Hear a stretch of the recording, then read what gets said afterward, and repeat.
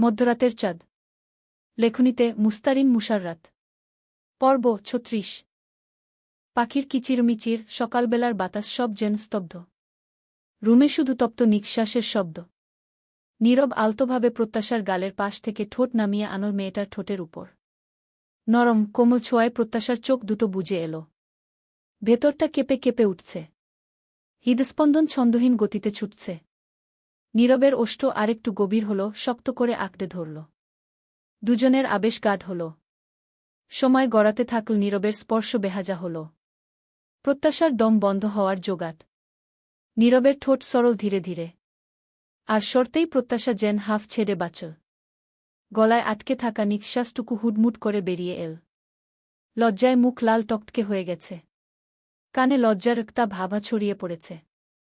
হাতের উল্টোপাশ দিয়ে ঠোঁট মুছে নিল প্রত্যাশা। নীরব সেদিকে তাকিয়ে বিদ্ধা আঙুল দিয়ে নিজের ওষ্ঠ মুছতে মুছতে মিটমিট হাসল। ঠোঁট চোরা জ্বলছে। প্রত্যাশা অল্পস্বল্প রাগী দৃষ্টিতে নীরবের দিকে তাকাল। নীরব সে রাগের পরোয়া না করে প্রত্যাশার ঠোঁটের দিকে তাকায়। ঠোঁটের কোনায় দুষ্টু হাসি ঝুলিয়ে আঙুল দিয়ে আলতোভাবে প্রত্যাশার ঠোঁটে ছুঁয়ে দিল। হিমশীতল স্বরে বলল, সরি, তবে এই ভুল বারবার করতে রাজি আছি গু। ঠিক এমন সময় দরজায় কড়া নাড়ার শব্দ হল। প্রত্যাশা দ্রুত দুই হাত নীরবের বুকে রাখল। নীরবের গা ঠেলে বলল তড়িঘড়ি করে, সরুন, কেউ এসেছে গু। নীরব বিরক্ত গলায় কপাল কুঁচকে বলল, ধুর, সকাল সকাল ডিস্টার্ব করতে কে এলো? আমার রোমান্সটা কারো বুঝি সহ্য হচ্ছে না গি। দরজার ও পাশ থেকে পরি গলা ছাড়িয়ে ডাকল, ছোট ভাইজান, আপনার কালা কফি দেই? নীরবের কথা শুনে প্রত্যাশা ঠোঁট টিপে হাসতে থাকে। নীরব বিরক্ত মুখে উঠে বসে স্যান্ডেল পায়ে চাপল। পরপর নিচের ঠোঁটে দাঁত বসিয়ে ঘাট ঘুরিয়ে প্রত্যাশার দিকে তাকাল। আচমকা প্রত্যাশার দিকে ঝুঁকে দুষ্টুমির স্বরে বলল, এই প্রথম সকাল মিষ্টি চুমুতে শুরু হল।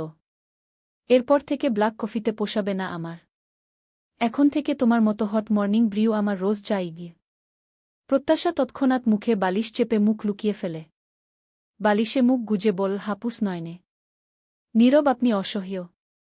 সহ্য হয়ে যাবে গু, বলে টি-শার্টের কলার ঠিক করতে করতে শীষ বাজিয়ে দরজা খুলতে গেল। দরজা খুলেই এক ধমক লাগিয়ে দেয় নীরব। এত সকাল সকাল এভাবে চিল্লাচ্ছিস কেন? এভাবে ননস্টপ করা নাড়তে হয়? পরি বেকুবের মতন চেয়ে ভাবল, ছোট ভাইজানের আবার হইল ডাকি। বেহুদা রাগ ঝাড়তাছে কেন? আগে না দেরি হইলে রাগ করত। আজ ঠিক টাইম মতো আইসাও ধমকানি শুনুতাছি। ইয়া আল্লাহ, কি করমু, ডানে গেইলেও দেহি দুষ, বামে গেইলেও দুষ। নীরব কফির মগ হাতে নিয়ে কড়া গলায় ধমকের সুরে বলল, এভাবে দাঁড়িয়ে কি ভাবছিস? পরীর ধ্যান ভাঙল। তটস্থ হয়ে বলল, ককি কিছু না কো। নতুন ভাবির চাউ। নীরব আরেক হাতে প্রত্যাশার জন্য আনা গ্রিন টির ক্যাপটা নীল। নীরব কোমরে বেল্ট গুজছে। আয়নার সামনে দাঁড়িয়ে ব্যাজগুলো পড়ছে আর মাঝে মাঝে কোনা চোখে তাকাচ্ছে বিছানায় বসে থাকা প্রত্যাশার দিকে। প্রত্যাশা দুই হাত পেছনে ঠেস দিয়ে বসে আছে। পা দুটো দোলাচ্ছে টুকটুক করে। মুখটা গোমরা। ঠোঁট উল্টে বলল, আমি বাসায় যাব। এটা বাসা না। আমার বাসায় উ। এটাই তো তোমার বাসা। বিয়ের পর মেয়েদের স্বামীর ঠিকানাই হয় আসল ঠিকানা গে। প্রত্যাশা মুখ ভার করে ফেল। মাথাভর্তি ভেজা চুলে ব্রাশ চালাতে চালাতে বল নীরব, অল্প বয়সী বউ হলে এই এক সমস্যা। শুধু বাবার বাড়ি যাওয়ার জন্য প্যান প্যান করতে থাকে গিউ। এই প্রথম আমি আম্মুকে ছাড়া এতদিন কোথাও থাকছি।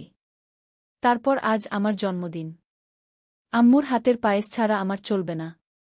আম্মু আব্বু ফোন করেছিল একটু আগে, উইশ করেছে, তবে যাওয়ার কথা কিছু বলেনি। আপনার কথা ভেবে হয়তো আম্মু বলছে না। আপনি তো এখন সুস্থ। এই যে অফিস যাচ্ছেন, সব করছেন। সারাদিন ডিউটিতে থাকবেন। এখানে আমার থেকে আর কাজ কি? দরকারটাই বা কি? গায়ে পারফিউম স্প্রে করে পরপর সার্ভিস রিভলভারটা কোমরে গুজে নিল। অকস্মাৎ দুগদম এগিয়ে ভ্রু উঁচু করে বল একটু দুষ্টু গলায়, সারাদিন দরকার না পড়লেও রাতে বউ লাগবে উ। প্রত্যাশা মুখ ঝামটা দিয়ে অন্যদিকে চাইল। নীরব হাতে কালো ঘড়িটা পরে বাইরে যেতে যেতে বলল, যাওয়ার কথা মাথা থেকে ঝেড়ে ফেলে এখন নাস্তা করতে আসো উ। প্রত্যাশা অনলাইনে ঢুকতেই বন্ধুদের একগাদা মেসেজ আর টাইমলাইনে উইশ করা পোস্ট পেল। আবির খেয়ে যা বাবাউ। বাইরে থেকে খেয়ে নেব আম্মুগু। বা হাতের ফাঁক দিয়ে পিঠের সাথে গিটার, পিঠে ব্যাগ, কেটসের ফিতে বাঁধতে বাঁধতে উত্তর দেয় আবির। শর্মিলা পেছন থেকে একরাশ হতাশা প্রকাশ করে বললেন, একে তো ঠিকমতো খাস না, আবার যা খাস ফাস্টফুড। এভাবে চললে শরীর খারাপ হবে। আবির কথা কানে না তুলে ব্যস্ত ভূমিতে দরজার দিকে এগো। ঠিক তখনই গম্ভীর, ঠান্ডা, অথচ রাশভারী কণ্ঠে পা দুটো থেমে যায়।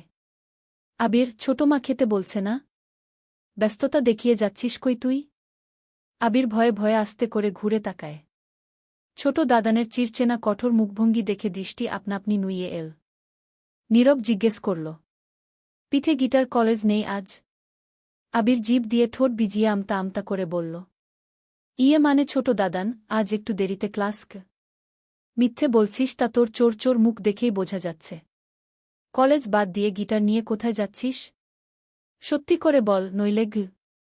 অদূরে দাঁড়িয়ে প্রত্যাশা ভেঙচি কেটে আওড়াল, এ তো আচ্ছা লোক। বাচ্চা ছেলে এক আধ দিন কলেজ বাদ দিয়ে বন্ধুদের সাথে ঘুরতে ফিরতে যেতেই পারে। এভাবে জেরা করার কি আছে? পুলিশের ডিউটি বাড়িতে পালন করছে। উফ, যত্তসব। শর্মিলা পাশ থেকে বলে উঠলেন। আবির পড়াশোনায় খুব ফাঁকিবাজ হয়েছে। পড়াশোনা শৃঙ্গে উঠিয়ে সারাদিন শুধু বন্ধুদের সাথে ঘোরাফেরা, খেলাধুলা, গান শেখা আর আড্ডা দেয়া। এই ওর কাজ। তোর চাচ্চুকে বলে ওর একটা বিহিত করতে হবে।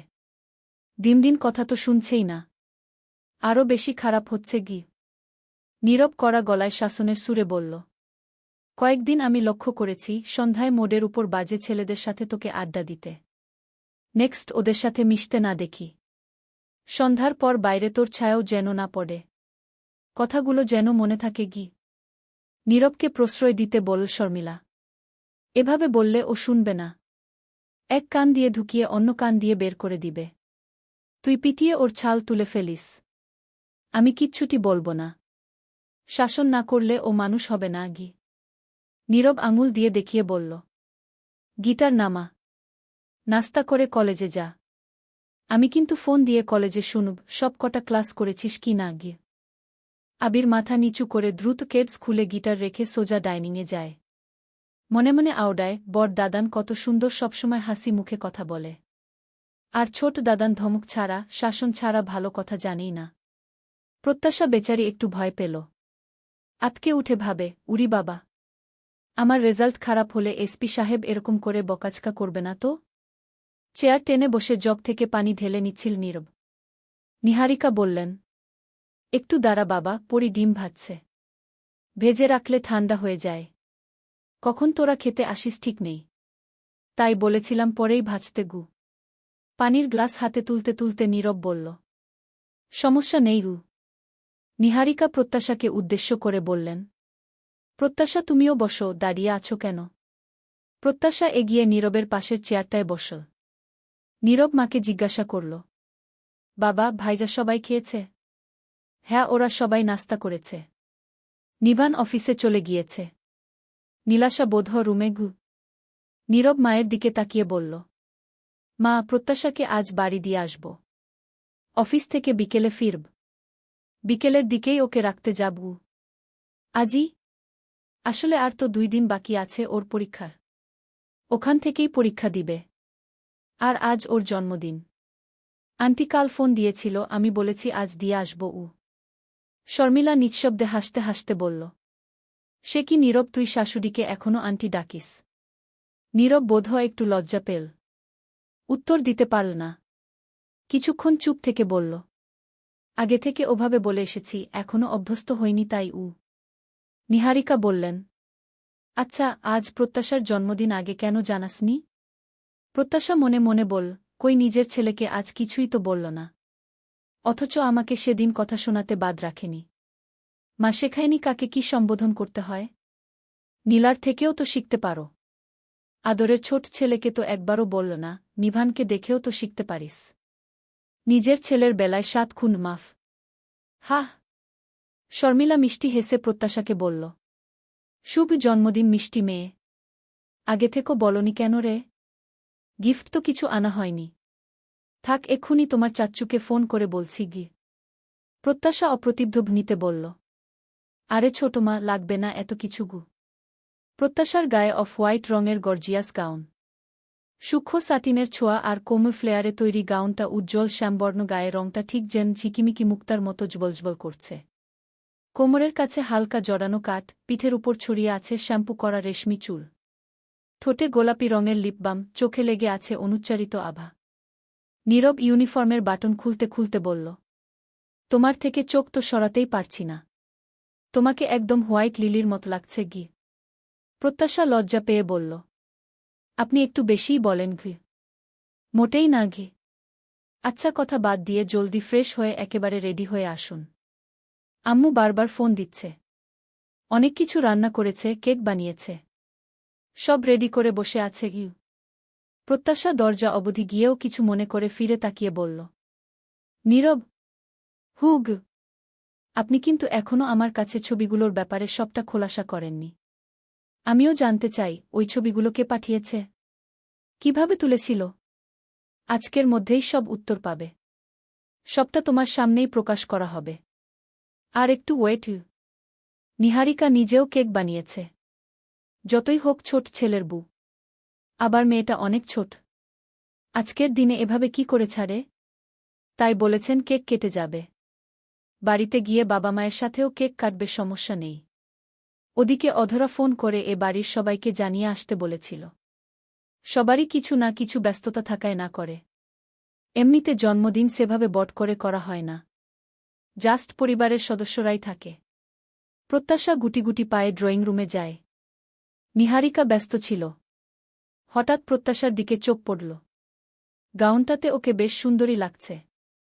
তবে ভেবেছিলেন আজ হয়তো শাড়ি পরবে। নিহারিকা আকস্মিক বলে উঠলেন, এখনকার মেয়েরা তো শাড়িটাড়ি তেমন পরে না। তাই বলছি, পাকিস্তানি 3 পিস পরতে পারো। এসব পরলে তোমাকে বেশি বাচ্চা বাচ্চা লাগে গু। প্রত্যাশা মুখে হাসি টেনে বলল, জন্মদিন উপলক্ষে এটা আপনার ছেলে গিফট করেছে গি। ওহ হি, বলে নিহারিকা আর বাড়তি কথা বলল না। নীলাশা এসে সোফায় বসল। প্রত্যাশা পাশে বসতে বসতে বলল, আপু বাসায় যাবি? আমাদের সাথে চলু। নীলা রসকসহীন স্বরে বলল, না, কদিন পর যাবু।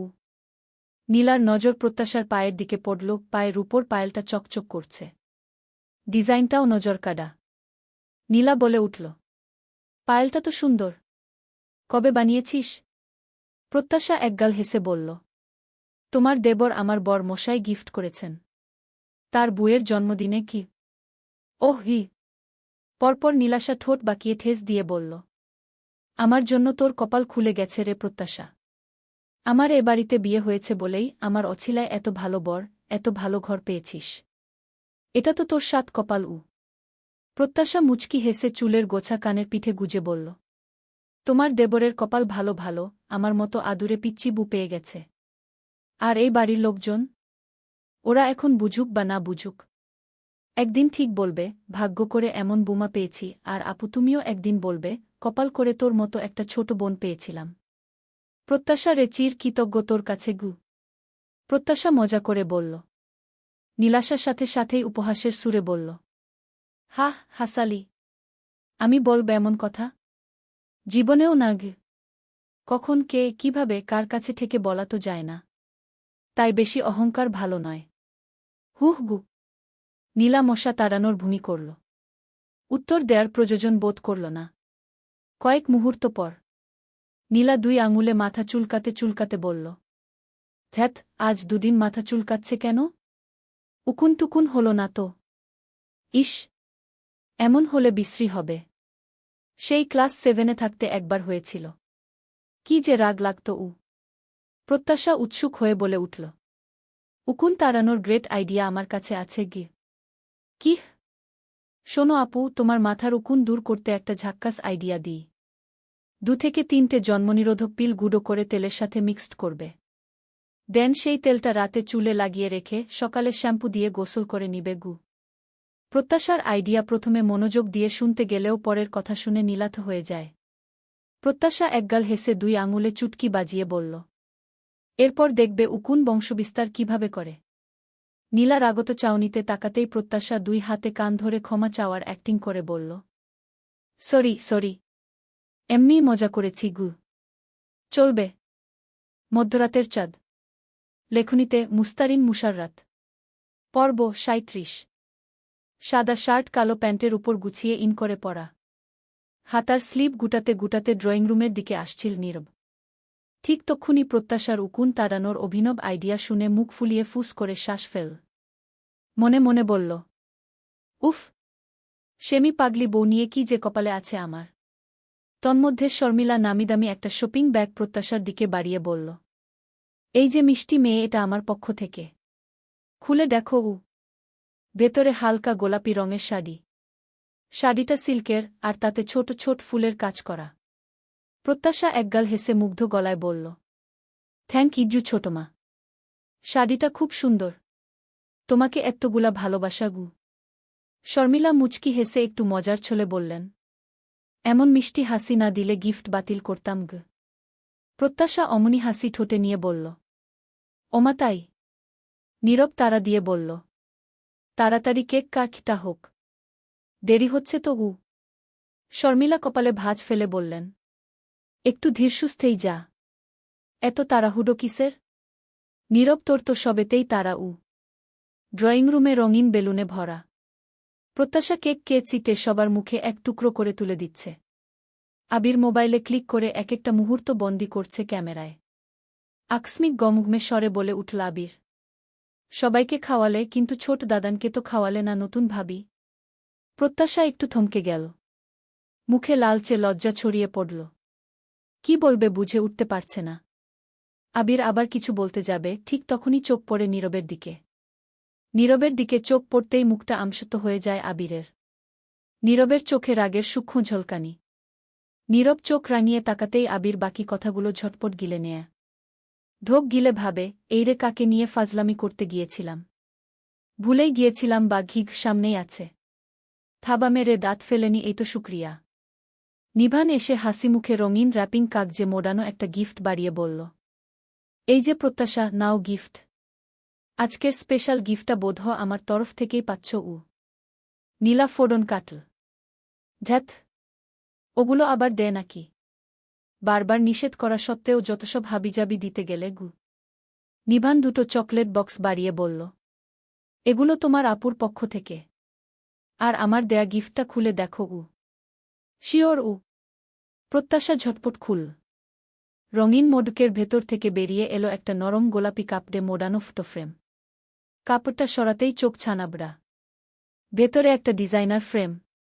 4টা ছবি একসাথে বসানো। বিয়ের দিনকার ছবি। সোফায় পাশাপাশি বসে ওরা। নীরবের গায়ে ইউনিফর্ম, প্রত্যাশা নীল শাড়িতে মোড়া। শাড়ির ঘোমটা বড় করে টানা। অন্য ছবিতে শফিক সাহেব মেয়েকে নীরবের হাতে তুলে দিচ্ছেন। সেখানে শুধু হাতের ছবিটুকু।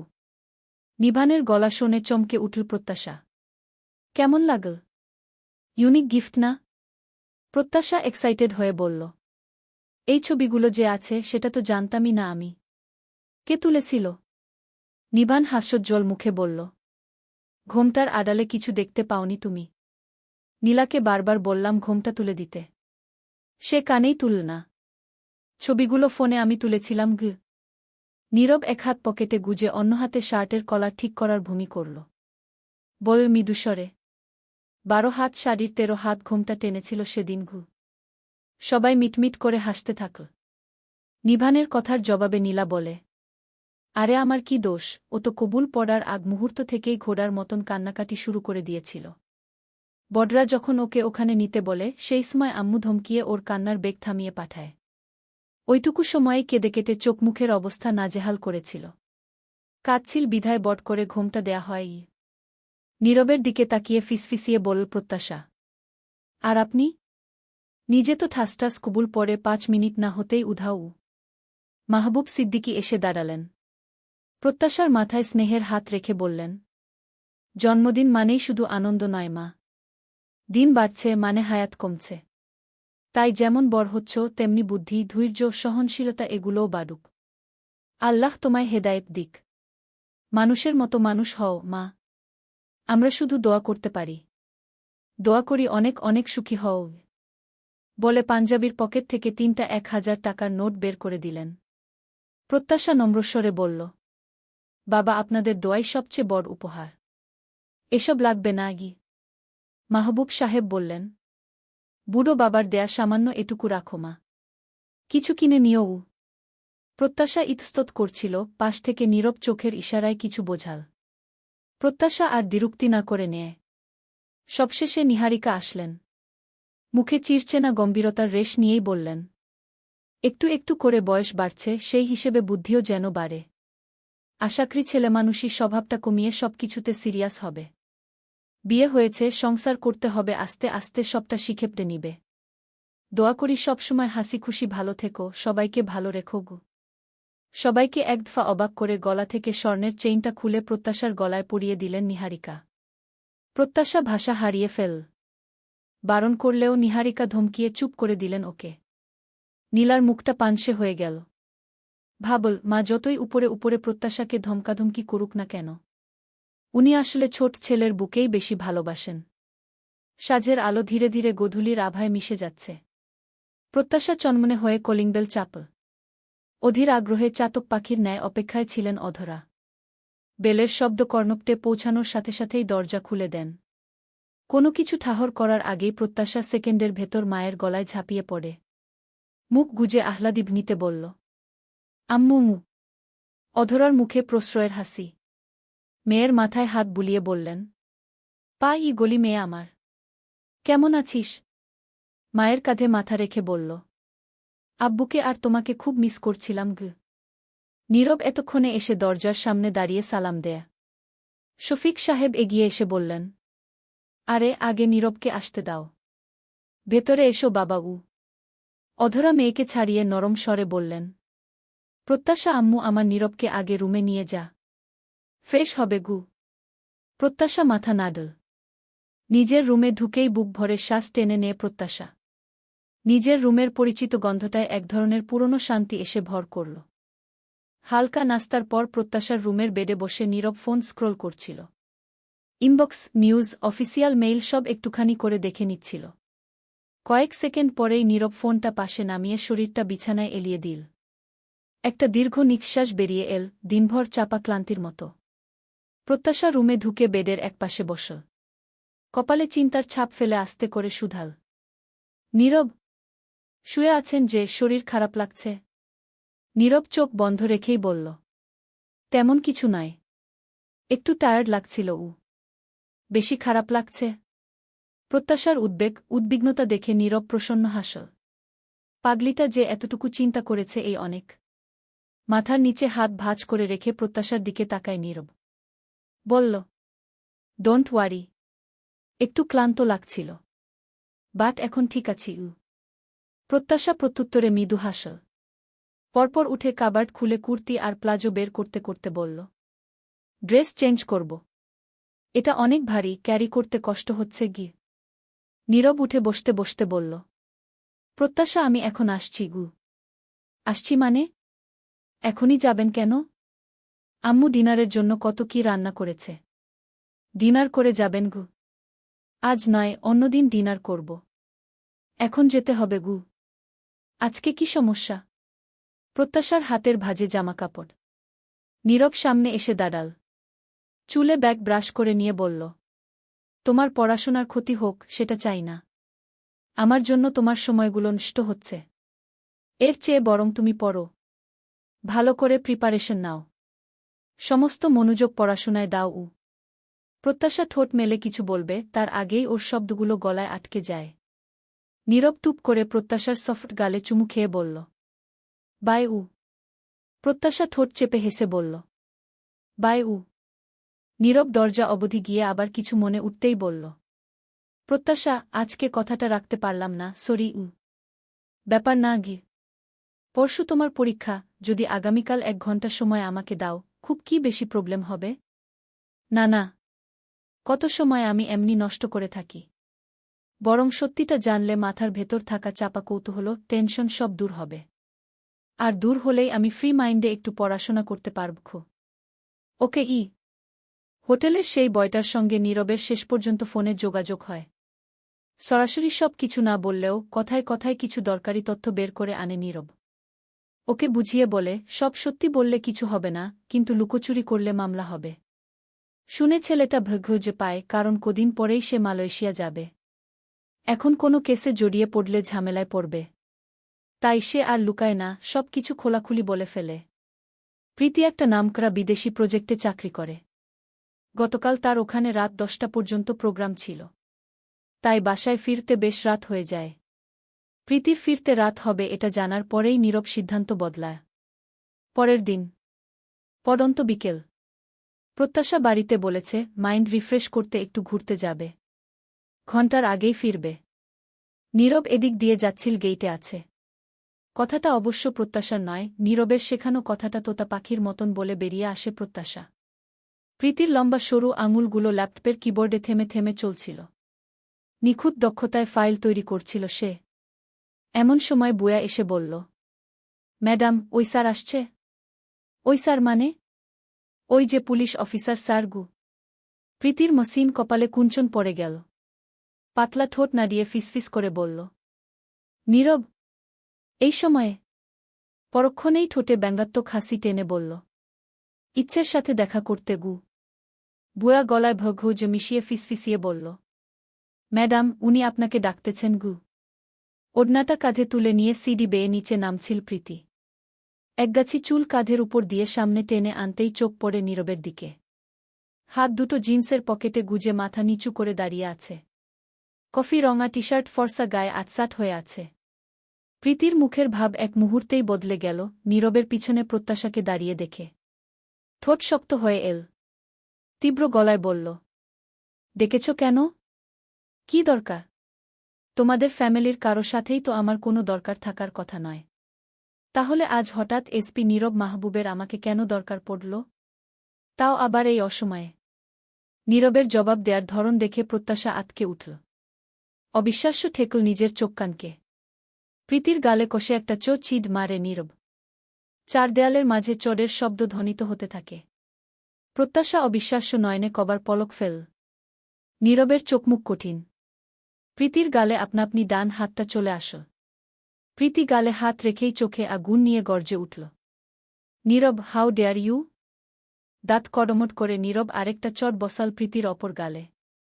বজ্র কণ্ঠে বলল, তোমার মতো একটা মেয়েকে থাক ঘিপ্পড় মা ঘেরোতেও আমার গা ঘিন ঘিন করে।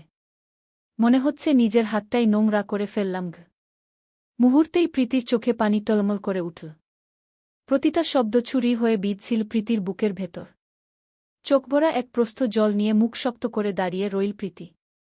নীরব প্রশ্ন ছুড়ল, সত্যি করে বলো, কেন প্রত্যাশার সাথে অমন করেছিলে? কই? প্রীতি কথা কেড়ে নিয়ে গুজে ঢোক গিলে বলল, কি করেছি আমি? নীরব দাঁত চেপে বলল, নাটক বন্ধ করো।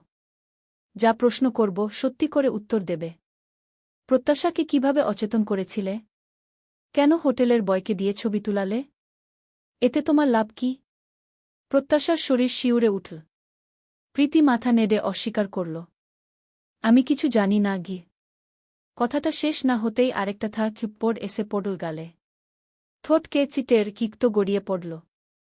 নীরব কঠিন রুক্ষভাবে বলল, সিসিটিভি ফুটেজে তোমাকে স্পষ্ট দেখা গেছে। তুমি নিজ হাতে হোটেলের বয়কে টাকা দিচ্ছ। আর তার বয়ান আমি ফোনে রেকর্ড করে রেখেছি। শুনতে চাও? তুমি একটা মেয়ে হয়ে আরেকটা মেয়ের অচেতন অবস্থার সুযোগ নিয়েছ। তার ছবি তুলে পাঠিয়েছ তারই স্বামীর কাছে। তুমি শুধু একটা মেয়েই নও, পুরো নারী সমাজের লজ্জা তুমি, কলঙ্ক তুমি। এতটুকু মনুষ্যত্ব, মানবতা, এতটুকু বিবেকও তোমার ভেতরে নেই গিয়ে। রাগে, দুঃখ, কষ্ট, অপমানে প্রীতির ভেতরটা খুঁড়ে যাচ্ছে। তবুও ও নিজের ভেতরকার অহং নিয়ে চেঁচিয়ে উঠল, না বাঁধেনি। কারণ যা হয়েছে এমন কিছু হওয়ারই ছিল। এর জন্য কোনো না কোনোভাবে স্বয়ং তুমি দায়ী গে।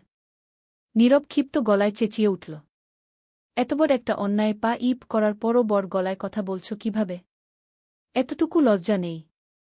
লজ্জায় তো মাটির সাথে মিশে যাওয়ার কথা। একে তো অন্যায় করেছ, তার উপর গলা চড়িয়ে কথা বলছ। সেইম অন ইউ ঘ। প্রীতি দৃঢ় গলায় চাচানো সুরে বলল, সবকিছুর জন্য পরোক্ষভাবে তুমি দায়ী গ।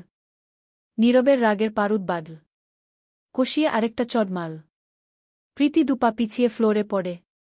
প্রত্যাশা যে জড়সদ দাঁড়িয়ে নীরব ক্ষিপ্ত হয়ে বলল, প্রত্যাশার সাথে তোমার কিসের শত্রুতা? একটা নিরীহ মেয়েকে কেন বিপদে ফেললে? ওর সরলতার সুযোগ নিয়ে কি? রাগে কথা সম্পূর্ণ করতে পারে না নীরব।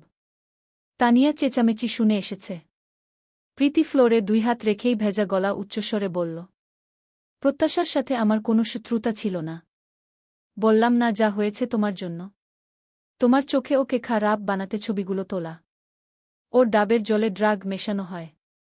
তারপর ছবি নীরব একদলা থুতু ফেলে তিরস্কার ধিক্কার জানিয়ে বলল, বাহি বাহি, পশুর থেকেও হিংস্র হয়ে এত বড় একটা অপরাধ করলে।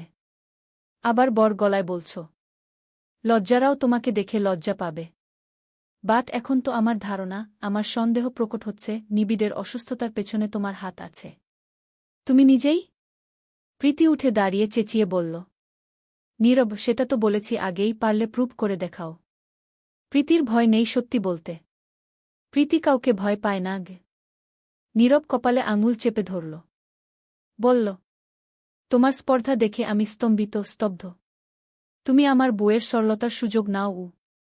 কথা শেষ করার আগেই আরেকটা থাপ্পড় দিতে দিতে বল নীরব, কেন করেছ এসব? কি চাও তুমি? প্রীতি পড়ে যেতে নেয়। ঠিক তক্ষুনি 2টো বলিষ্ঠ হাত এসে আঁকড়ে ধরে। সার্থক দুহাতে আগলে ধরে। উপর থেকে সে সবটা না শুনলেও শেষের দিকের কথাবার্তা শুনেছে। প্রীতির আগে কাঁপতে কাঁপতে গলা ফাটিয়ে বলল, কারণ আমি তো প্রীতির কথা ঢাকা পড়ে সার্থকের কথায়। অকস্মাৎ সার্থক বলে উঠল, কারণ আমি। প্রীতি যা করেছে আমার কথায় নীরবের কপালে প্রগাঢ় রেখার উদয় হয়। বলল, হোয়াট? প্রীতিকে দাঁড় করিয়ে সার্থক নির্ভয় চিত্তে দুগ্ধম এগিয়ে বলল, আমি প্রত্যাশাকে পছন্দ করতাম। প্রত্যাশাকে পেতে এটা আমার চাল ছিল। প্রীতির দোষ নেই, ও আমাকে হেল্প করেছে। একজন বোন ভাইয়ের কথা ফেলতে পারেনি। তাই প্রত্যাশার মাথা ফাঁকা ফাঁকা ঠেকছে। নীরবের মেজাজ বিগড়ে গেল, সার্থকের শার্টের কলার চেপে ধরল। রাগে বিশ্রী গালি দিল, বাস্টার্ড! তোদের একটাকেও আমি ছাড়ব না। অন্যের বুকে পেতে তোরা নোংরামি করিস। এত লেখাপড়া শিখে কি হল? তোদের থেকে রাস্তার কুকুরও ভালো। প্রীতি স্তম্ভিত। ও নিজে যখন একসময় ভাইকে ফাঁসাতে ভাইজের পুরনো সিম দিয়ে হোয়াটসঅ্যাপ খুলে সেখান থেকে নীরবের কাছে মেসেজ দিয়েছিল, আর আজ কি না তার ভাই নিরপরাধ হয়েও নিজের কাঁধে দোষ তুলে নিচ্ছে অবলীলায়, শুধুমাত্র বোনের দোষ থাকতে। প্রীতির বুক ফেটে আসলো, দ্রুত নীরবের হাত ধরে বলল, ছাড়ো নীরব ভাইয়ার কলার ছাড়ো। প্রত্যাশা পাশ থেকে বলল, নীরব মাথা ঠান্ডা করুন প্লিজ, ঠান্ডা মাথায় যা করার করবেন। নীরব তাচ্ছিল্যভাবে হাতটা সরাল। আঙুল তুলে বলল, সব প্রমাণ আমার কাছে আছে। একটা মেয়েকে ড্রাগ দিয়ে অবেচেতন করার অপরাধে কি শাস্তি হতে পারে জানা আছে তো? আমি তোমাদের দুজনকেই আজকের মধ্যে থানায় ভরব। তানিয়া মুখ খুললেন। অনুনয় করে ব্যাকুল স্বরে বললেন, নীরব বাবা, ওরা দুজনে খুব রাগী আর জিদি। একটা ভুল না হয় করেই ফেলেছি। এবারের মতো ক্ষমা করে দাও। এসব ব্যাপার নিয়ে কেস কাচারি হলে লোক মুখে ঘটনা ছড়িয়ে যাবে। সেখানে 2 পরিবারেরই সম্মানহানি হবে। সার্থককে লেবুর শরবত নিয়ে যাওয়া, তারপর বয়টি বলেছে প্রীতি ছবি তুলতে বলেছিল। দূর থেকে জুম করে ছবি তোলা হয়। সেই হিসেবে সার্থকের দিক থেকে সব সন্দেহের তীর সরিয়ে নেওয়া হয়। আর সার্থক যে প্রত্যাশাকে পছন্দ করে এটা তো নীরবের অজানা নয়। তাই বিশ্বাসটা নীরবের কাছে অবিশ্বাস্য ঠেকল না। তানিয়া আরও অনেক কিছু অনুনয় করে বললেন। প্রত্যাশা পাশ থেকে নীরবকে বলল, এটা আর না বাড়াতে। তানিয়া মেয়েকে শাসিয়ে বললেন, প্রীতি নীরব প্রত্যাশার থেকে ক্ষমা চেয়ে নাও। প্রীতি অন্ধ। সার্থক সবটা নিজের কাঁধে নেয়। বোঝাতে চায় প্রীতি শুধু তাকে সাহায্য করেছে। নীরবরা চলে যেতেই প্রীতি রুমে গিয়ে বিছানা থেকে ল্যাপটপ তুলে ছুড়ে মা ঘিরে একে একে সব কিছু ভাঙতে থাকে। ফ্লাওয়ার ভাঁজটা হাতে তুলে আয়নার উপর মা ঘেরল। আয়নার কাজ সেকেন্ডেই গুঁড়ো গুঁড়ো হয়। একটা কাজ হাতে তুলে নেয়। হাতের শিরা কাটতে শুরু করবে, সেই সময় সার্থক চেঁচিয়ে আটকে দেয়। প্রীতির ইগো হার্ট হলে, প্রিয় মানুষের কাছ থেকে অপমানিত হলে ও যে নিজেকেই শেষ করে দিতে পারে। প্রীতিকে এতটুকু চেনে বলেই সমস্ত দায়ভার নিজের কাঁধে নিয়ে সার্থক ধস্তাধস্তি করতে গিয়ে দুজনের হাতি কে খিটে যায়। সার্থক বোনের মাথাটা বুকে চেপে বলল। প্রীতি পা ও গল হয়েছিস তুই? প্রীতি ঝরঝরিয়ে কেঁদে উঠল। ভাইজা নীরব আমার গায়ে হাত তুলেছে। যা নয় তাই বলেছে। তাও ওই মেয়েটির সামনে। একটা সাধারণ মেয়ের জন্য নীরব আমাকে গিউ পোড মেরেছে গিউ। প্রীতি ওই মেয়েটা তোর কাছে সাধারণ লাগতে পারে। বাট মেয়েটা সবার কাছে সাধারণ নাও হতে পারে। সবচেয়ে বড় কথা মেয়েটা নীরবের স্ত্রী। আর তুই যা করেছিস এরকম হওয়ারই ছিল। রাগে তুই হিতাহিত গান হারিয়ে ফেলেছিস। মনুষ্যত্ব জলাঞ্জলি দিয়েছিস। প্রীতি এখনো সময় আছে। নিজের ভুল শুধরে নে কি। ওদিকে রেস্টুরেন্টে বসে নীরব প্রত্যাশা। নীরবের টেনশন হচ্ছে। মনে হচ্ছে বোকামি হয়ে গেল। আসলে ওই ছেলেটির সাথে গতকালই নীরবের কথা হয়েছিল। তাই প্রীতির মুখোমুখি না দাঁড়িয়ে থাকতে পারেনি। আবার প্রত্যাশাকেও জানানো উচিত। ওর সরলতার সুযোগ কিভাবে অন্যরা নেয়। মানুষ চেনা দরকার। যাতে পরবর্তীতে কোনো কাজ করার আগে একবার হলেও ভাবে। প্রত্যাশা বারবার বলছে ঠিক আছে সমস্যা নেই। ও এসব মাথা থেকে ঝেড়ে পড়াশোনায় মনোনিবেশ করবে। অনেক কথাবার্তা শেষে প্রত্যাশা বলল। নীরব আপনি কাল পরীক্ষার আগে দেখা করবেন তো? নিশ্চয়ই। আমি কিন্তু হলে ঢোকার আগে আপনার অপেক্ষায় থাকব। আব্বু সাথে যাবে। তবুও আমি আপনাকেও চাই। অনেকক্ষণ কথাবার্তা শেষে পরিবেশটা স্বাভাবিক হয়। নীরব মাথা ঝেড়ে ফেল। বলল আমি ঠিক টাইম মতো উপস্থিত হব গ। সকালে ইচ্ছে মায়ের রুমে যায়। মায়ের ফোনে গেম খেলবে বলে। প্রীতির এক হাত বেড ছাড়িয়ে নিচের দিকে ঝুলছে। ইচ্ছে বেডে উঠে ডাকল। মাম্মা মাম্মা। প্রীতির নড়চড় নেই। ইচ্ছের চোখ গেল প্রীতির ঠোঁটের কিনারায়। ঠোঁটের কোণে ভেজা ছ্যাপছ্যাপ কিছু চিকন রেখা হয়ে পড়ছে। ফ্রক তুলে ইচ্ছে ছোট্ট হাতে মুছে দিল মায়ের ঠোঁটের পাশটা। আবার ডাকল। মাম্মা তোমার ফোন। বারবার ডেকেও কোনা সাড়া না পেয়ে ইচ্ছে ভয় পেল। ছোট্ট মনে কার্টুনে দেখা দৃশ্যের কথা স্মরণ হল। এক দৌড়ে মামার ঘরে গিয়ে কাঁদতে কাঁদতে মামাকে ডেকে আনল। মামা মাম্মা কথা বলছে না আগে। সার্থক উদ্ভ্রান্তের মতো আসে। প্রীতিকে অসাদ নিস্তেজ হয়ে বিছানায় দেখে বুকটা হাহাকার করে উঠল। কাপা কাপা হাতে পালস চেক করল। পাশের বেড টেবিলে স্লিপিং পিলের পাতা ফাঁকা। সার্থক চোখ বুজে অসহায় হয়ে আওড়াল উফ। যেই ভয়টাই পাচ্ছিলাম সেটাই হল। কিছুক্ষণ পর ইচ্ছে কাঁদতে কাঁদতে বাড়ির টেলিফোন থেকে নীরবের কাছে কল করে। নীরবের নম্বর তার মুখস্থ। সেটা নীরব নিজেই করিয়ে গেছিল। শিখিয়ে দিয়ে বলেছিল তোমার কোনো সমস্যা হলেই তুমি আমাকে ফোন করবে। নীরব শাওয়ার নিয়ে বের হয়। আগে যাবে প্রত্যাশার পরীক্ষা কেন্দ্রে তারপর অফিসে। এমন সময় ফোন বাজল নম্বর দেখে ভ্রু কুঁচকে যায়। রিসিভ করতেই কান্নার শব্দ এল। নীরব ব্যগ্র কণ্ঠে জিজ্ঞেস করল ইচ্ছে ইচ্ছে শোনা কি হয়েছে? কাঁদছ কেন? ইচ্ছের কান্নার বেগ থামছে না। ফুপিয়ে ফুপিয়ে বলল মাম্মা মাম্মা কথা বলছে না। জানো পাপা মাম্মা চোখ খুলছে না আগি। নীরব জিজ্ঞেস করল তুমি কান্না থামাও। কি হয়েছে? মাম্মা কথা বলছে না। আমি ডাকছি তাকাচ্ছে না। আমি জানি না। মনা দিদুনকে বলছে মাম্মা ঘুম ওষুধ খেয়েছে। মাম্মার ঘুম ভাঙছে না। মাম্মা কি তারা হয়ে যাবে পাপা? আমি মোবাইলে দেখেছি যাদের মাম্মা থাকে না মাম্মাকে মিস করলে আকাশে তারা দেখে গিউ। নীরব জোডাল শ্বাস ফেলে আওড়াল। Oh shit. চলবে। মধ্যরাতের চাঁদ। লেখনীতে মুস্তারিন মুশাররাত। পর্ব ৩৮ প্রথম অংশ। ইচ্ছে ফোনের উপাস থেকে রীতিমত কান্না করছে। সে মাম্মার কাছে যেতে চায়। নীরব ফোন বুয়ার কাছে দিতে বলে। বুয়া জানায় প্রীতি ঘুমের ওষুধ খেয়েছে। তাকে সার্থক হসপিটালে নিয়েছে।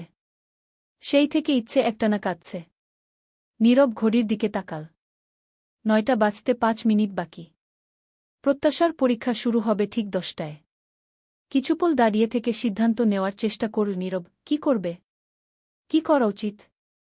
একটা লম্বা শ্বাস ফেলে তাড়াতাড়ি তৈরি হয়ে নীল ত্রস্ত পায়ে হেঁটে ড্রয়িং রুম পার হচ্ছিল। ঠিক তখনই মায়ের ডাক এল। নীরব খেয়ে যাচ্ছিস না? না খেয়ে এভাবে কোথায় যাচ্ছিস?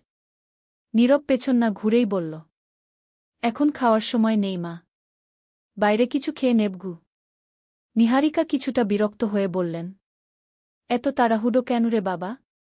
একটু ধীরে সুস্থে খেয়ে যাগু। নীরবের গলায় তাড়াহুড়োর ঝাঁজ। বললাম তো মা, এখন খাওয়ার টাইম নেই গু। সকালে প্রত্যাশা ফোন দিয়ে দোয়া চেয়ে নিল। আজ থেকে পরীক্ষা শুরু জানেন নিহারিকা। তাই ভাবলেন নিশ্চয়ই সেদিকেই যাচ্ছে নীরব। বলে উঠলেন, সবে 9টা বাজে, পরীক্ষা তো 10টায়। কিছু মুখে দিয়ে যা, দেরি হবে না গি। মায়ের কাছে প্রীতির ঘটনা আড়াল করে নীরব অধৈর্য স্বরে শুধু বলল, অন্য কাজ আছে গি। এতটুকু বলে ত্রস্ত হাতে দরজা খুলে হন্তদন্ত হয়ে বেরিয়ে যায়।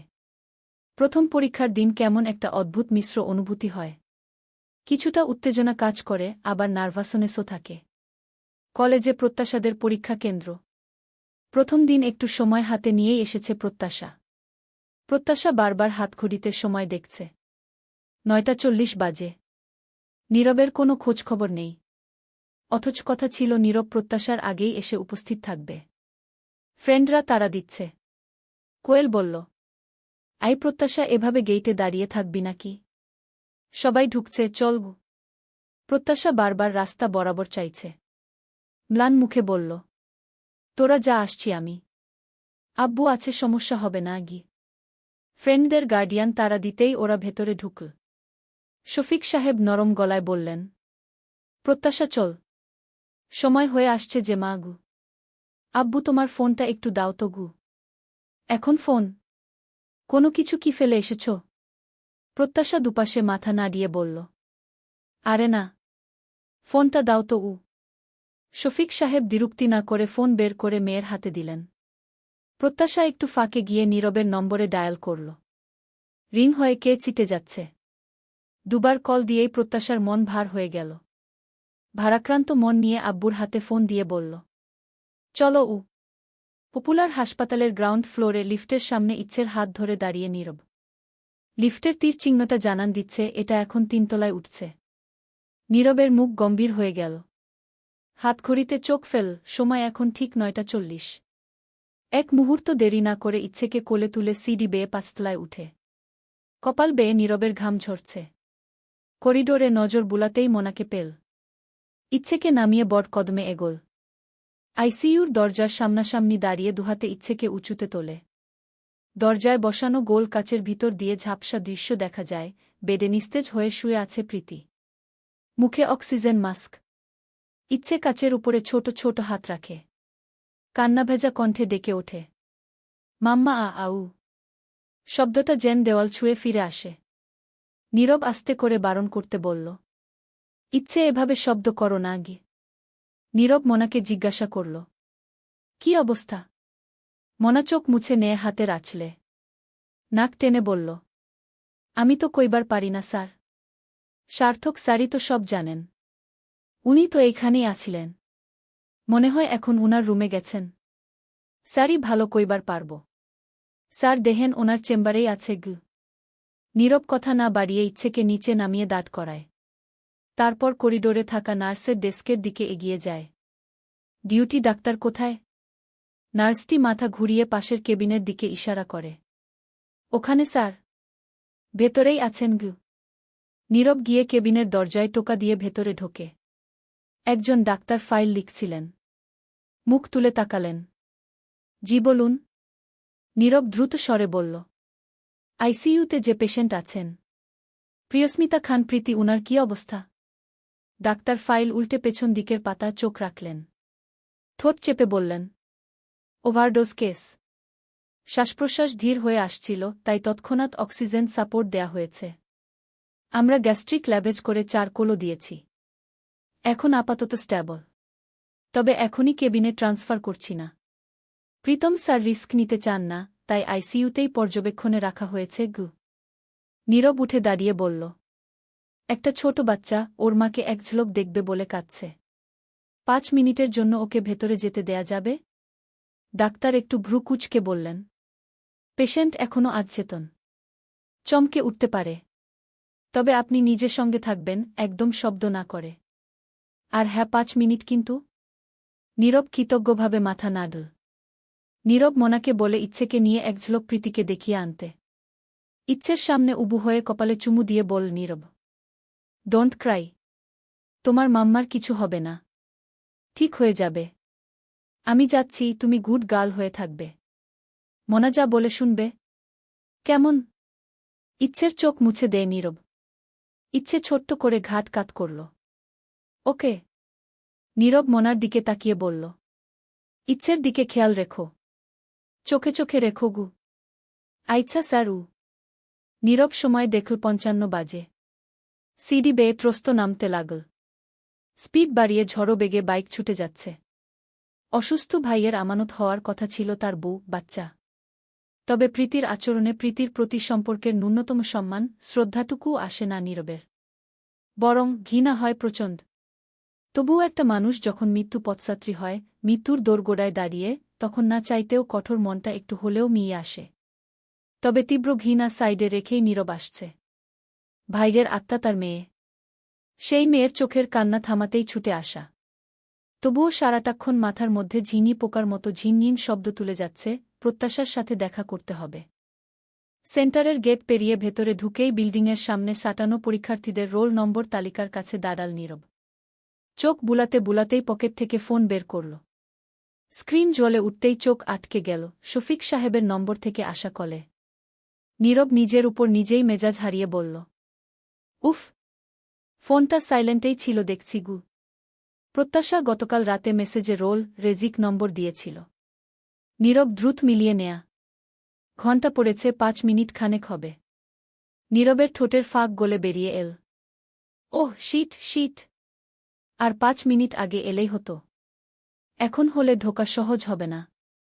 প্রোটোকল ভেঙে যাওয়া তো মুশকিল গু। নীরব বিরক্ত শব্দ তুলে প্রথমে ইনভিজিলেটরের সাথে সাক্ষাৎ করে। নিজের পরিচয় দেয়া। রিকোয়েস্টের সুরেই বলে নীরব, আই নো পরীক্ষা কেন্দ্রের পরিবেশে শৃঙ্খলা ও গোপনীয়তা খুব গুরুত্বপূর্ণ।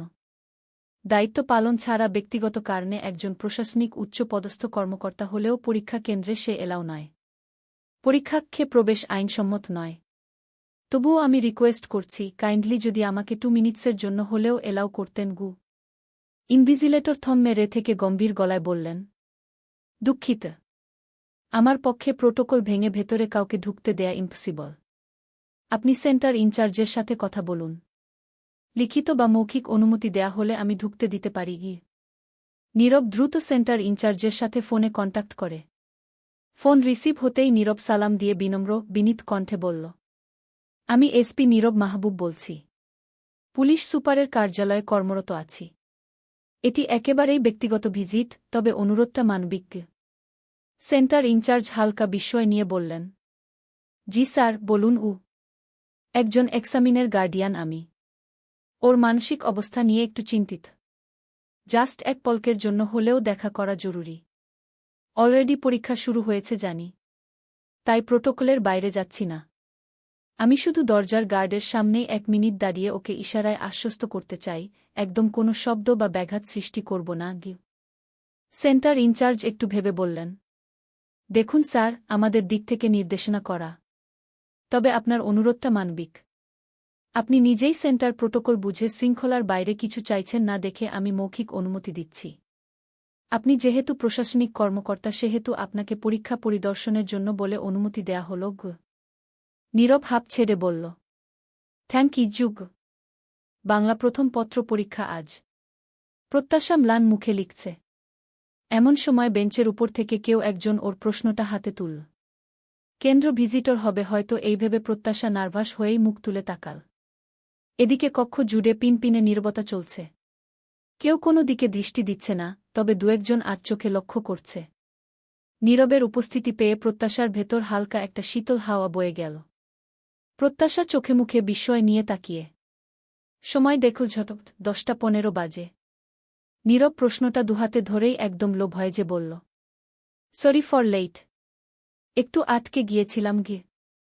নীরব প্রশ্ন ধরে আছে মনে হচ্ছে, খুব মনোযোগ দিয়ে প্রশ্নটা পড়ছে সে। প্রত্যাশা আড়ালে ভেঙচি কাটল। নীরব খুব নিচু কণ্ঠে বলল, মন দিয়ে পরীক্ষা দাও। একদম নার্ভাস হবে না। ভাববে উত্তর তুমি জানো, শুধু আত্মবিশ্বাসটা তোমার কলমে আনো। যদি কোনো প্রশ্ন না পারো সেটার জন্য মন গিরাপ করবে না। উত্তর না পারা মানে হেরে যাওয়া নয়, নিজের সর্বোচ্চটা দিয়ে চেষ্টা করাটাই আসল সাহস। প্রত্যাশা ভরসা পেল। একটু একটু করে নার্ভাসনেসটাও কমতে থাকল। নীরব প্রশ্নটা নামাল। সবার অগোচরে থাম্বস আপ করে বোঝায়। অল দ্য বেস্ট উ। প্রত্যাশা বিনিময়ে প্রসন্ন হাসি ঠোঁটে আনা। প্রত্যাশার হাসি দেখে নীরবের ভেতর ভালো লাগা কাজ করল। নীরব কেন্দ্র ভিজিট করার মতো কক্ষে এক রাউন্ড চক্কর দিয়ে বেরিয়ে গেল। কক্ষে ডিউটিতে একজন ছেলে টিচার আর অপরজন মেয়ে টিচার ছিলেন। খাতায় সিগনেচার করার সময় ম্যাডাম প্রত্যাশাকে কৌতূহলী গলায় জিজ্ঞেস করল মৃদুস্বরে, খানিকক্ষণ আগে যে অফিসার এসেছিলেন, কি হয় তোমার? রিলেটিভ? প্রত্যাশা উত্তরে ঝটপট বলল, আমার হাজব্যান্ড উ। চলবে। মধ্যরাতের চাঁদ। লেখনীতে মুস্তারিন মুশাররাত। পর্ব ৩৮ বর্ধিতা অংশ। পরীক্ষা শেষ। ছাত্রছাত্রীরা দলে দলে সিঁড়ি বেয়ে নিচে নামছে। চারপাশে মৌমাছির ঝাঁকের মতো শব্দ, হালকা গুঞ্জন হচ্ছে। প্রত্যাশারা তিনজন আগপিছু করে সিঁড়ি ভেঙে নামছে। প্রত্যাশা বিরক্ত গলায় বলল, যেখানে নিজের জন্মসালই মনে থাকে না, সেখানে এসেছে রবীন্দ্রনাথের জন্মসাল গবে। কাজী নজরুল, মানিক বন্দ্যোপাধ্যায়, রোকেয়া, সুফিয়া সবটা জন্মসাল ঠোঁটস্থ করেছিলাম। তবুও কেমন গুলিয়ে গেল। শেষে অনেকক্ষণ ভেবে মাথায় চাপ দিয়ে মনে করলাম, রবি ঠাকুর এদের চেয়ে বয়সে বড়। তাই সঠিক উত্তরটা দিতে পারলাম। থেমে ঘাড় ঘুরিয়ে উপরে তাকিয়ে ডাকল প্রত্যাশা, আই হ্যাপির বাচ্চা, এই টিকটা কি হবে? কি দিয়েছিস তুই? হ্যাপি ভ্রুকুটি করে বলল, কোনটা? ওইয়ে উদ্দীপকে দেয়া ছিল, আলু পটল সবজির মতো দর্কসাক্ষী হচ্ছে বলতে কাকে বোঝানো হয়েছে? অপশনে তো উ। হ্যাপি গলায় প্রশ্ন ঝুলিয়ে বলল, তুই কোনটা দিয়েছিস? আরে কনফিউজ ছিলাম। একবার মনে হলো কল্যাণী, আবার মনে হলো আহ্লাদি। তাই দুটোর ঘরেই বৃত্ত ভরাট করেছি গু। হ্যাপি কণ্ঠে বিস্ময় প্রকাশ করে বলল, দুটো বৃত্ত ভরাট করেছিস? কি করব? যেহেতু শিওর না, তবে এই দুজনের একজন সেটা তো শিওর। তাই একটা টিকে দুটো বৃত্ত ভরাট করেছি। আল্লাহ রহম করো, কম্পিউটার যেন সঠিকটাই নেয়। নম্বর যেন কাটা না যায় উ। উপরের দিকে মুখ তুলে দোয়া করার মতো করে প্রত্যাশা। হ্যাপি বলল, ওটা আহ্লাদি হবে গু। প্রত্যাশা কিছুটা রাগী স্বরে বলল, তুই শিওর ছিলি তাহলে জিজ্ঞাসা করার পরেও বললি না কেন? সেলফিশ একটা। দোয়া করি তোর কপালে যেন আহ্লাদির বর যোগুর মতো একজন জোটে গি। হ্যাপি তো ডিগডি বলল, আরে তুই যখন জিজ্ঞাসা করিস আমি তখন তোর মতোই কনফিউজ ছিলাম। পরে কিছুটা শিওর হই কি। কোয়েল ফোডন কাটল। মিথ্যে বললে তোর কপালে যোগুই জুটবে গু। হ্যাপি পাল্টা বলল, আর আমি সত্যি বললে তোর কপালে মীর জাফরের পুত্র মিরন জুটবে। আর তোর উ। প্রত্যাশাকে উদ্দেশ্য করে যখন শেষের কথাটা বলতে নেয় হ্যাপি, ঠিক তক্ষুনি প্রত্যাশা বলে তো ডিগডি, এই আমার কপালে নতুন করে আর কাউকে জুটার দরকার নাই। আমার বর আছে ভাই উ। ফ্রেন্ডরা ভুল বুঝে সেলফিশ বলায় হ্যাপির মুখ ভার হয়ে এল। ওদের ভুল ভাঙাতে হ্যাপি বলল, এই তোরা ভুল বুঝিস না।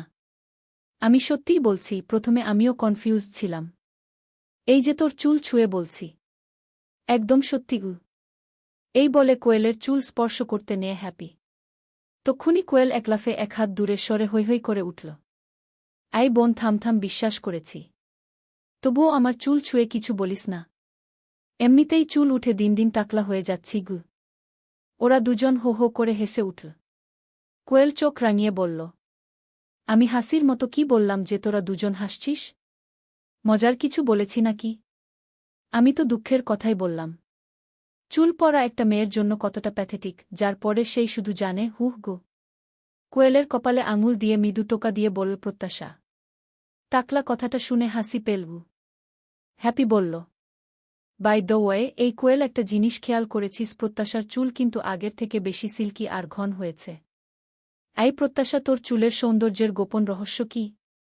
বল জলদি। ধুর, চুলে তেলই দিই না ঠিকমত। যা আম্মু জোর করে দেয়। শুধু শ্যাম্পুটা একটু ঘন ঘন করি, ব্যাস। কোয়েল জিজ্ঞেস করল, কি শ্যাম্পু দিস? প্রত্যাশা ফাজলামোর সুরে বলল, প্যান পরাটিন। এবার তোরাই বুঝে নে কি। কোয়েল বুঝল না। হ্যাপি ছটপট বলল, প্যান্টিন? প্রত্যাশা হেসে মাথা ঝাঁকাল। সুধাল, তুই? হ্যাপিও মজার ছলে বলল, আমি সূর্যের ঝলক। আর মীরজাফরের পুত্রবধূ আপনি? অমন সম্বোধনে কোয়েল চোখ পাকিয়ে তাকাল। পরপর জবাবে বলল, তোদের মতো করেই উত্তর দিই, আমি ঘুঘু ইউজ করি গিয়ে। কথা বলতে বলতে ওরা প্রায় গেইট অবধি চলে এসেছে। ওরা গল্পে এতটাই বিভোর যে আশপাশে লক্ষ্য নেই। কোয়েল আকস্মিক প্রত্যাশাকে পরখ করে বলল, এই হ্যাপি শুধু চুলের শাইনি না রে, প্রত্যাশাই আগের থেকে বেশি ঝকঝকে হয়েছে। মুখে একরকম টকটকে জ্যোতি। দেখেছিস? শুনেছি বিয়ের পর নাকি বরের আদরে মেয়েরা ঝলমল করতে থাকে। প্রত্যাশাও মনে হয় সেই ঝলমল দশায় আছে এখন। হ্যাপি তাল মিলিয়ে ঝটপট বলল, হ্যাঁ হ্যাঁ, একদম ঠিক বলেছিস। কোয়েল ভাঁজ করা ঠোঁটে দুষ্টু হাসি নিয়ে বলল, এখন তো সত্যিই মনে হচ্ছে বরের ছোঁয়াতে ফর্সা হওয়ার ক্রিমও হার মানবে। বর একবার কোলে তুলেছে আর আমাদের প্রত্যাশা বলিউড লুক পেয়ে গেছে। অসম্পূর্ণ বাসর সম্পূর্ণ হলে না জানি। প্রত্যাশা লজ্জায় হাঁসফাঁস করে উঠল। চোখ বট করে কোয়েলের দিকে তাকিয়ে তড়িঘড়ি থামিয়ে দিল। অসভ্য মহিলা!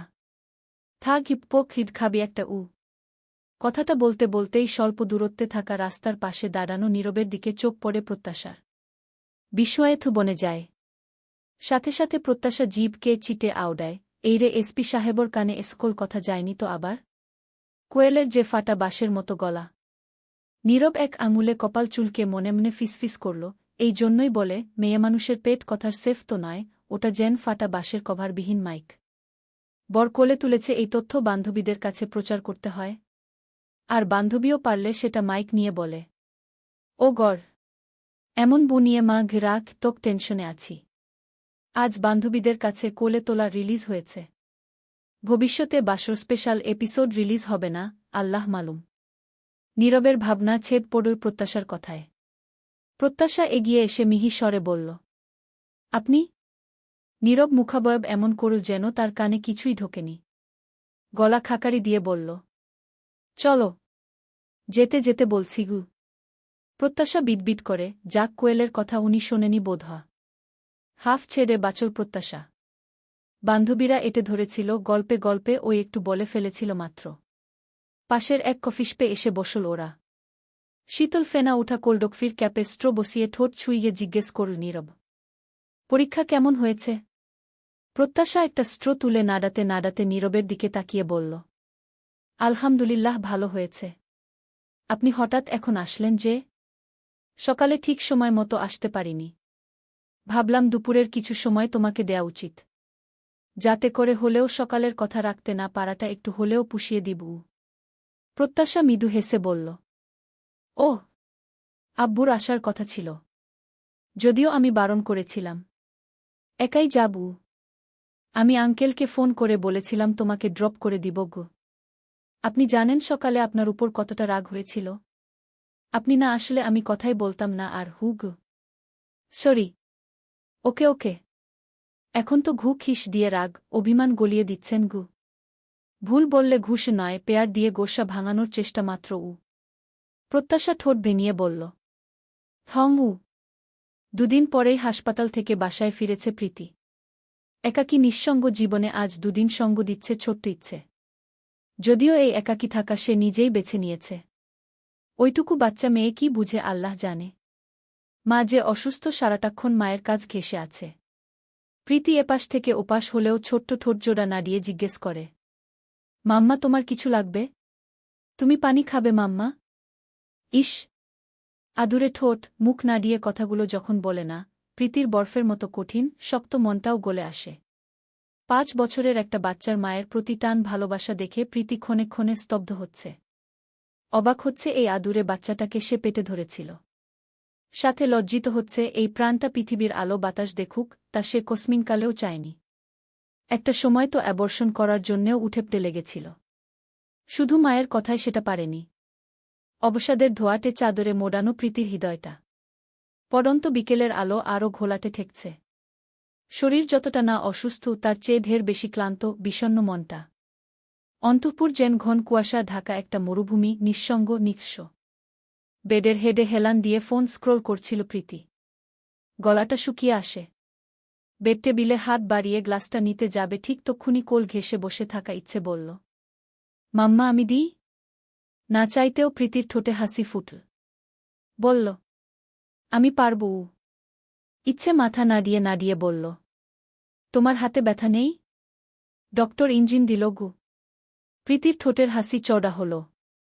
মাথা নেড়ে বলল, না ব্যথা নেই। মেডিসিন নিচ্ছি যে এখন একদম ঠিক আছি। ওহ হি। প্রীতি পানি খেয়ে মাথাটা এলিয়ে চোখ বুজে নিল। ইচ্ছে আবদার করল, মাম্মা তোমার ফোনটা নিই? কার্টুন দেখব। ওকে নাও। কার্টুন দেখতে দেখতে ইচ্ছে বলল, মাম্মা পাপার সাথে কথা বলি? প্রীতি চোখ বুজেই দৃঢ় গলায় বলল, না বলবে না গি। উল্প বলি। সেদিনের নীরবের করা অপমান, প্রতিটা কথা আজও বুকে সূচ ফোটানোর মতো বেঁধে, তোমাকে থাক পৌঁছিড মা ঘ্রোতেও আমার ঘেক না হয়। হাত নোংরা করা। যতটা না চড়ে আঘাত পেয়েছিল তার থেকে 1000 গুণ বেশি আহত হয়েছিল কটা কথায়। প্রীতি গর্জে উঠল। ইচ্ছে এগে। ইচ্ছের ছোট্ট শরীর কেঁপে উঠল। থরথরিয়ে কাঁপছে বাচ্চা মেয়েটা। প্রীতি বসে মেয়ের 2 বাহু ধরে ঝাঁকিয়ে বলল, বললাম না তোমার কানে ভালো কথা গেল না? ইচ্ছে ফুপিয়ে উঠল। শস্যজি মাম্মাগু। ইচ্ছের ভীতু মুখটা দেখে মায়া হল। আজকাল প্রীতির মনটাও নিজের সাথে বেইমানি করছে। এই যে মেয়ের প্রতি তার কোনো কালেই টান ছিল না বললেই চলে। মেয়েকে কাজের লোকের উপর ছেড়ে দিয়ে রেখেছিল। তবে হঠাৎ কি হলো কে জানে? হাসপাতালে পাশে কেউ নেই, ছোট্ট মেয়েকে পেল। ভাইয়া ডিউটিতে ব্যস্ত। তবে দায়িত্ব সে পালন করেনি তা না। আর মা? চাইলে কি একটিবারের জন্য যেতে পারত না? ছোট্ট মেয়ে কান্না করে মাকে ছাড়া সে বাসায় যাবে না। হাসপাতালের ছোট বেডে পাশে শুতে চায়। বাচ্চাকে কোলের পাশে নিয়ে শুতে যে একটা শান্তি অনুভব হয়, সেটা প্রীতি জানত না। জানবে কি করে? কখনো তো সেভাবে স্নেহভরা চোখে মেয়ের দিকে তাকায়নি। তবে মৃত্যুর দোরগোড়া থেকে ফিরে এই পৃথিবীতে আপন বলতে একজনকেই আবিষ্কার করল। তার পেটের মেয়ে। যেখানে কোনো স্বার্থ ছিল না, শুধুই ছিল আত্মিক টান। ইচ্ছের মাথা বুকে টেনে নীল প্রীতি। ইচ্ছে ফুপিয়ে ফুপিয়ে উঠছে। প্রীতির কি হলো নিজেও জানে না। নিজের ইগো ধরে রাখতে নাকি নিজের ভেতর সূক্ষ্ম পরিবর্তন থেকে বলে উঠল, ইচ্ছে আমি নিজে তোমার পাপার কাছে তোমাকে নিয়ে যাব। আর তুমি প্রমিস করো আমায়, আমি যা বলব তাই শুনবে। আমি যাদের সাথে মিশতে বলব তুমি তাদের সাথেই মিশবে। যাদের সাথে কথা বলতে বারণ করব তুমি বলবে না কথা তাদের সাথে। কথা দাও শুনবে? ইচ্ছে ঘাট কাত করে হ্যাঁ সূচক প্রত্যুত্তর দেয়া। পরের দিন প্রীতি একজন নার্সের সাথে কথা বলছে। ইচ্ছে ঘাট ঘুরিয়ে ঘুরিয়ে এদিক ওদিক দেখছে। প্রীতি কণ্ঠে গাম্ভীর্য বজায় রেখে বলল, নম্বর কেবিনের নিবিড় মাহবুবের সাথে দেখা করতে চাই। সরি ম্যাম সম্ভব নয় গু। যে কোনোভাবেই হোক আমি দেখা করতে চাই। জাস্ট 5 মিনিটসের জন্য হলেও ব্যবস্থা করুন। প্রীতির কণ্ঠে সূক্ষ্ম আদেশ মেশানো। নার্সটি বলল, ডক্টর খান আর পেশেন্টের গার্ডিয়ান যিনি ওনাকে এখানে এডমিট করেছেন তাদের থেকে বারণ আছে। ওনাদের পারমিশন ছাড়া কাউকে এলাও করা হবে না। আপনি ফোন করে পারমিশন নিয়ে নিন গু। প্রীতি একটা নম্বর বের করে বলল, আমি একটা নম্বর দিচ্ছি, আপনি একটু কষ্ট করে কল করে বলুন ইচ্ছে দেখা করতে আসছে গু। নার্স নম্বর তুলতে তুলতে বলল, পেশেন্টের কি হন আপনি? প্রীতি কয়েক সেকেন্ড চুপ থেকে বলল, আমি পেশেন্টের ওয়াইফ গু। কল রিসিভ হতেই সালাম দিয়ে নার্স বলল, পেশেন্ট নিবিড় মাহবুবের ওয়াইফ আর বাচ্চা দেখা করতে এসেছেন। স্যার কি করব? নীরব থম মেরে ভাবতে থাকে। পরমুহূর্তে বলল, দেখা করতে দিন গু। নার্স সাথেই আছে। প্রীতি বেডের থেকে একটু দূরত্বে দাঁড়িয়ে। ইচ্ছে ঘাট ঘুরিয়ে তাকিয়ে বলল, মাম্মা ভালো লাগছে না। বাসায় চলো। বেডে নিস্তেজ শরীরটা লম্বালম্বিভাবে পড়ে আছে। ঠোঁট দুটো নিঃশ্বাসের জন্য থেকে থেকে নড়ছে। প্রীতি মেয়ের দিকে তাকিয়ে বলল, ইচ্ছে তুমি ভুল জানো, এটা তোমার পাপা গু। ইচ্ছে কপালে ভাঁজ ফেলে প্রশ্ন করল, পাপা? হ্যাঁ এটা তোমার পাপা। তোমার পাপা অসুস্থ। ইচ্ছে বেডের দিকে তাকাল। চুল এলোমেলো, দাড়ি গোফ বর্বর। ইচ্ছের কেমন ভয় ভয় লাগল। ও দুপাশে মাথা নেড়ে বলল, মাম্মা মিথ্যে বলছ, আমার পাপা সুন্দর। আমার পাপা ইত্তো কিউট গ। প্রীতি দীর্ঘশ্বাস ফেল। ইচ্ছে কিছুতেই মানল না। প্রীতি জানালার পাশ ঘেঁষে এগিয়ে মাকে ফোন করল। বলল, মা, তুমি নিবিড়ের উন্নত চিকিৎসার ব্যবস্থা করো। ওকে বিদেশে পাঠানোর জন্য যা করা দরকার তুমি তাই করবে গিয়ে। ওপাশ থেকে খানিকক্ষণ ভেবে ঠান্ডা মাথায় বলল, তুমি ভেবে বলছ? নাহ মানে নীরব ওর ফ্যামিলি রাজি হবে? তুমি আগে নীরবের সাথে এ বিষয়ে কথা বলে নাও, তারপর না হয় গু। প্রীতির মাথার ভেতর রাগ চিটবিট করে উঠল। ক্ষিপ্র হয়ে বলল, নীরবের সাথে কথা বলব না জন্য তোমাকে বলছি। আমি জানি না তুমি কিভাবে নীরব বা ওর ফ্যামিলিকে ম্যানেজ করবে, তবে আমি চাই নিবিড় সুস্থ হয়ে উঠুক গ। প্রীতি, আমি জানি তুমি রেগে আছো, আর একটু ঠান্ডা মাথায় ভেবে নিলে হয় না গি। প্লিজ মা, আমার এই কথাটা অনন্ত শোনো। তোমার কোনো কথাই তো আজ পর্যন্ত ফেলিনি আমি। আমার এই একটা কথা রাখবে এতটুকু আশা রাখি উ। আচ্ছা, তুমি বাসায় আসো উ। মা, আমার লাইফ হেল হলেও আমি আমার মেয়ের লাইফটা নষ্ট করতে চাইছি না। মা, আমার মেয়ে অন্যের দায়িত্বে থাকুক আমি চাই না, যে কি না আমায় ঘৃণা করে। তুমি জানো আমার দুর্বলতা শুধু একটা জায়গা। এই দুর্বলতাটুকু না থাকলে প্রীতি ওর দিকে থুতু ফেলতে ঘুরত না। প্রীতির রাগজিৎ সম্পর্কে ওর আজও ধারণা হয়নি গি। প্রীতির গলা ধরে এল। প্রলম্বিত শ্বাস ফেলে বলল, নিবিড় সুস্থ হলে এক হাতে ওর মেয়েকে দিব, আরেক হাতে ডিভোর্স লেটার, যেটা আমি আগেই চেয়েছিলাম। শুধু তোমার কথা রাখতে পারিনি সেটা। তারপর আমি চিরদিনের জন্য বিডি ছাড়ব উ। ওপাশ থেকে কোনো উত্তর এলো না। প্রীতি ইচ্ছেকে বলল, চলো। আবার কিছু ভেবে বেডের দিকে একপল চাইল। ডান হাতটা নিবিড়ের কপালের উপর এলোমেলো পড়ে থাকা চুলগুলো সরিয়ে দিতে বাড়াল। আবার পর মুহূর্তেই এক ঝটকায় হাত সরিয়ে নীল প্রীতি। পিছু ঘুরে না তাকিয়ে গটগট পা ফেলে বেরিয়ে যায়। এক সপ্তাহ খানেক পর শুক্রবারের পড়ন্ত বিকেল। ছুটির দিনের অলস বিকেলে বাসায় বোর হচ্ছিল নীরব। প্রত্যাশার সাথে কয়েকদিন দেখা সাক্ষাৎ নেই। ভাবে বিকেলটা ওখান থেকে ঘুরে আসা হোক। শ্বশুরবাড়িতে আসতে ছেলেদের আজন্মের একটা লজ্জাবোধ কাজ করে, তাই সময় সুযোগ থাকলেও খুব একটা আশা হয় না। প্রত্যাশার রুমের বেডে হাত দুটো বিছানায় ঠেস দিয়ে গাটা পিছনে হালকা এলিয়ে বসে নীরব। প্রত্যাশা নাস্তা রুমেই আনল। পাশের টেবিলে নামাতে নামাতে বলল, নাস্তা করুন উ। নীরব নিরুত্তর রইল। প্রত্যাশা ফের বলতেই নীরব বলল, কিছু খেতে ইচ্ছে করছে না গে। অল্প করে খান গু, পরে খাব উ। প্রত্যাশা বিছানার মাথার কাছ বরাবর বসল। আকস্মিক বলে উঠল, একটা কথা জিজ্ঞাসা করব করে করা হয়নি। আচ্ছা নীরব, আপনি কি করে জানতেন ওই উনি? নীরব কিছুটা রুক্ষ স্বরে বলল, কি ওই উনি উনি করছ? স্পষ্ট করে বলো উ। প্রত্যাশা জড়তা নিয়ে বলল, না মানে বলতে চাচ্ছি গি। নীরব কথা কেড়ে নিয়ে বলল, সার্থক তোমাকে পছন্দ করে সেটা?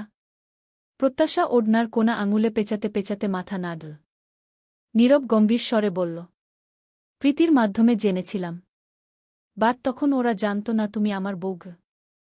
ওহ, উনারা যা করেছেন, প্রীতি মানে প্রীতি আপু উনার ভাইকে হেল্প করেছেন, এটাও অন্যায়। দুজনেই সমান দোষী। তবুও মাঝে মাঝে মনে পড়লে আমার গা কা কুটা দিয়ে উঠে। দাবাংমার কা 5টা চড় মেরেছেন আপনার শ্রদ্ধে ভাবির গালে, যার নাম নিয়ে একদিন একটু ব্যঙ্গ করেছিলাম বলে কতগুলো গানের কথা শুনালেন গু। প্রত্যাশা যে একটু ঠেস দিয়ে বলল তা নীরব ঠিক বুঝতে পারল। নীরব বলল, সে অন্যায় করেছে। আমি যেটা করেছি ওটা তো তার অন্যায়ের সামান্য প্রতিবাদ। আসলে উচিত ছিল কঠোর শাস্তি দেওয়া গে। ওনার মা বৃদ্ধা মহিলা হাত জোট করে রিকোয়েস্ট করল, আর ক্ষমা তো মহৎ গুণ। দিলাম না হয় ওদের 2 ভাইবোনকে মাফসাফ করে কি? তোমার কথা ভেবে বাড়তি কোনো অ্যাকশন নেইনি। যতই হোক ওরা তো আবার তোমার আপনজন গু। প্রত্যাশা ভ্রুকুটি করে প্রশ্ন করল, আমার আপনজন মানে? ওনারা তো আপনারই রিলেটিভ গ।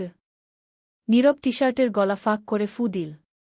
গরম লাগার ভূমি করে কথা ঘুরিয়ে বলল, আমার রিলেটিভ হলেও দেখেছ কখনো সৌজন্যমূলক আচরণ করতে? অথচ তুমি বন্ধুদের সাথে ঘুরতে গিয়েও ওদের সাথে আড্ডা দিতে বসো গু। প্রত্যাশার মুখটা তেতো হয়ে এল। চিটবিডিয়ে রাগ উঠল। কিছুক্ষণ থম মেরে থেকে বলে উঠল, আমার না পার্সোনালি পুক লিস্টুলিশ পছন্দ নয় গ। নীরব ভ্রু গুটিয়ে চেয়ে বলল। কেন? আমার এক বান্ধবীর বাবা পুলিশ। সে পরিবারকে না জানিয়ে সিরাজগঞ্জে ওনার পোস্টিং ছিল। সেখানে আরেকটা বিয়ে করে সংসার পাতে। প্রতিবেশী এক আন্টির হ্যান্ডব্যান্ডেরও প্রায় সেইম কেস। অনেক পুলিশকে দেখেছি 2 বিয়ে করতে গু। আমাকেও কি তোমার অমন মনে হয় নাকি? না, তা মনে হয় না। তবে পুরুষ মানুষকে নিয়ে বিশ্বাস নেই গি। এটা বাদ দিয়ে অন্য কোনো কারণ থাকলে বলতে পারো। এখানে আমি লেটার মার্ক নিয়ে পাশ করে যাব, নো ডাউট। প্রত্যাশা জিভের আগায় ঠোঁটজোড়া ভিজিয়ে বলল। একটা বিষয় দেখবেন, সাধারণ মানুষের মধ্যে পুলিশ নিয়ে পজিটিভের থেকে নেগেটিভ মনোভাবই বেশি। আর এই যে দেখুন না, বাংলা সিনেমায় মারামারি, ফাটাফাটি, রক্তারক্তি, লাশ পড়ার পর শেষ দৃশ্যে এসে পুলিশ হাজির হয়। যখন সব শেষ তখন আসে দায়িত্ব পালন করতে। আমার কাছে আপনাকেও তেমনি ঠেকছে। সবকিছু শেষে এসে আপনি সত্য উদ্ঘাটন করেন। শুধুমাত্র আমার ক্ষেত্রেই দেখলাম ডিরেক্ট অ্যাকশন নিলেন, সেটাও আবার যাচাই বাছাই না করে ভুল বুঝে। নিরীহ অবলা আমিটাকে পেয়েছিলেন, সব রাগ একসাথে ঝাড়লেন গু। নীরব অপমানিত বোধ করল। কিছু বলার খেই হারিয়ে ফেল। কিছুপল চুপচাপ থেকে মৃদুস্বরে বলল। বলেছি তো, ওই মুহূর্তে আমি নিজেকে হারিয়ে ফেলি। মাইন্ড আউট হয়ে যায়। আমার বুয়ের গলায় আমার হাত দিয়ে পরিয়ে দেয়া চেইন আমার সে খুত্রুর টি-শার্টের বোতামে আটকায়। সে আবার যত্ন সহকারে ছাড়াচ্ছে। নিজের বুকে অন্যের সাথে এতটা ক্লোজ দেখলে কোনো পুরুষেরই মাথা ঠিক থাকবে না। হ্যাঁ, মানছি বেশি রুট আচরণ করে ফেলেছি। সরি। ছোট করে শ্বাস ফেলে প্রসঙ্গ পাল্টাতে বল নীরব। আচ্ছা, এসব টপিক বাদ দাও। এখন বিয়ের প্রোগ্রাম নিয়ে তোমার প্ল্যান বলো। বিয়েতে কি পরবে, শাড়ি না লেহেঙ্গা? কথাটা বলতে বলতে নীরব বিছানায় শুয়ে মাথাটা রাখে প্রত্যাশার কোলের উপর। প্রত্যাশা মৃদু কেঁপে উঠল। বল ছোট করে। শাড়ি। ওকে। কি রঙের? ভাবিনি। ইউটিউব থেকে দেখে নিব গ। আচ্ছা গি। প্রত্যাশা বলল। নাস্তা করে নিন। ঠান্ডা হয়ে যাচ্ছে তো। ঘুমাব খু। এখন? আরেকটু পরে আজান পড়বে তো। 6:10 বাজে অলরেডি। প্রত্যাশার কোমর 2 হাতে জড়িয়ে পেটে মুখ গুজে বল নীরব। আজানের আগে ডেকে দিবে। এই 45 মিনিট একটাও শব্দ করবে না, না তো নড়াচড়া।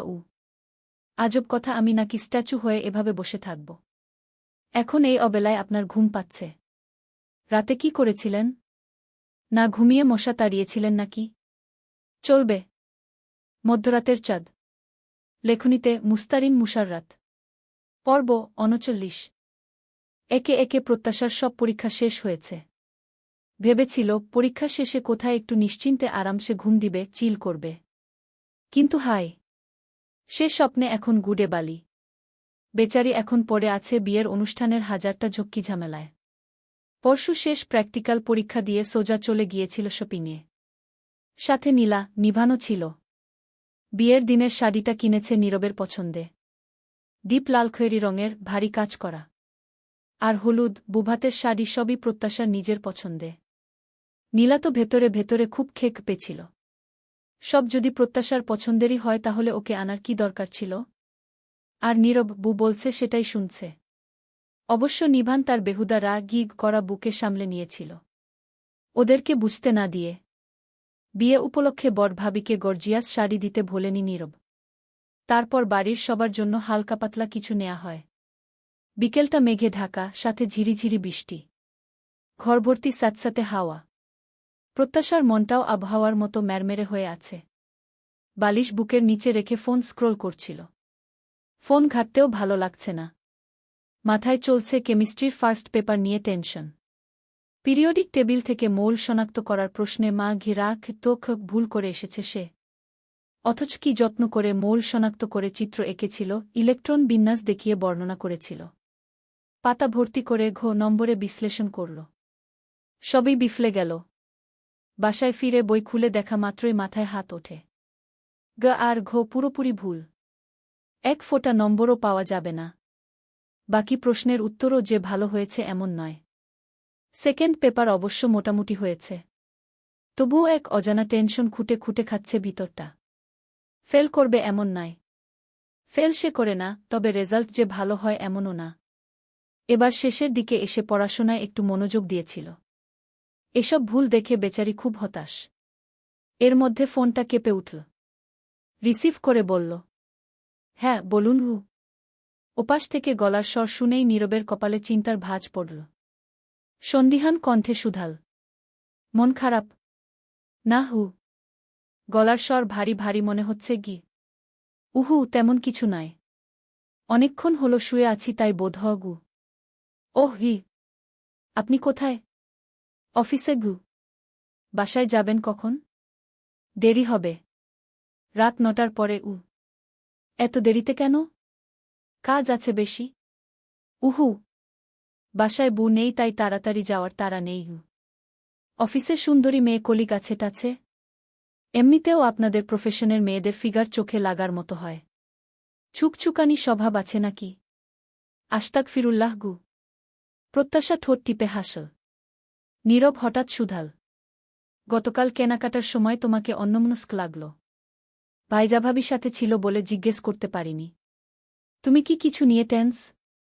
আসলে পরীক্ষার রেজাল্ট নিয়ে একটু চিন্তিত। এর আগে কখনো এরকম হয়নি, এবারেই প্রথম হচ্ছে। রেজাল্ট খারাপ হলে গু। নীরব সাথে সাথেই বলল, ডোন্ট ওয়ারি। এটা নিয়ে আর টেনশন করবে না। তুমি মন থেকে চেষ্টা করেছ, সেটাই অনেক বড় বিষয়। জীবনে যে জিততে চায় তার আগে কিছু হেরে শেখা দরকার। রেজাল্ট কোনো ব্যাপার না। সামনে আরও সময় পড়ে আছে গু। প্রত্যাশা হতাশ স্বরে বলল, জানেন, মানুষের দেখি ভুল করেও ঠিক হয়। আর আমার ক্ষেত্রে পারা জিনিসটাও ভুল হয়ে যায়। মাঝে মাঝে মনে হয় কি দিয়ে ঘষেকসে যে এই ফাটা কপালটা বানানো হয়েছে। শুধু কি পরীক্ষায়? উহু। লাইফের প্রতিটা জায়গায় বাস খাই আমি। দুদিন ভালো গেলেই তৃতীয় দিনে কোথা থেকে কোনো প্রবলেম এসে হাজির হয়। কে কাকে খোঁজে বুঝি না। আমি সমস্যা খুঁজি না সমস্যা আমায় খুঁজে বেড়ায়।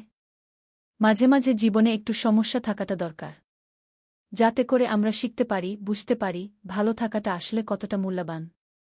সবকিছু যদি সবসময় ঠিকঠাক চলত তাহলে সুখের আসল মূল্যটা কেউ বুঝত না। যাই হোক, সবকিছুর জন্য ধৈর্য ধারণ করতে হয়। উপরওয়ালার প্রতি বিশ্বাস রেখে চলতে হয়।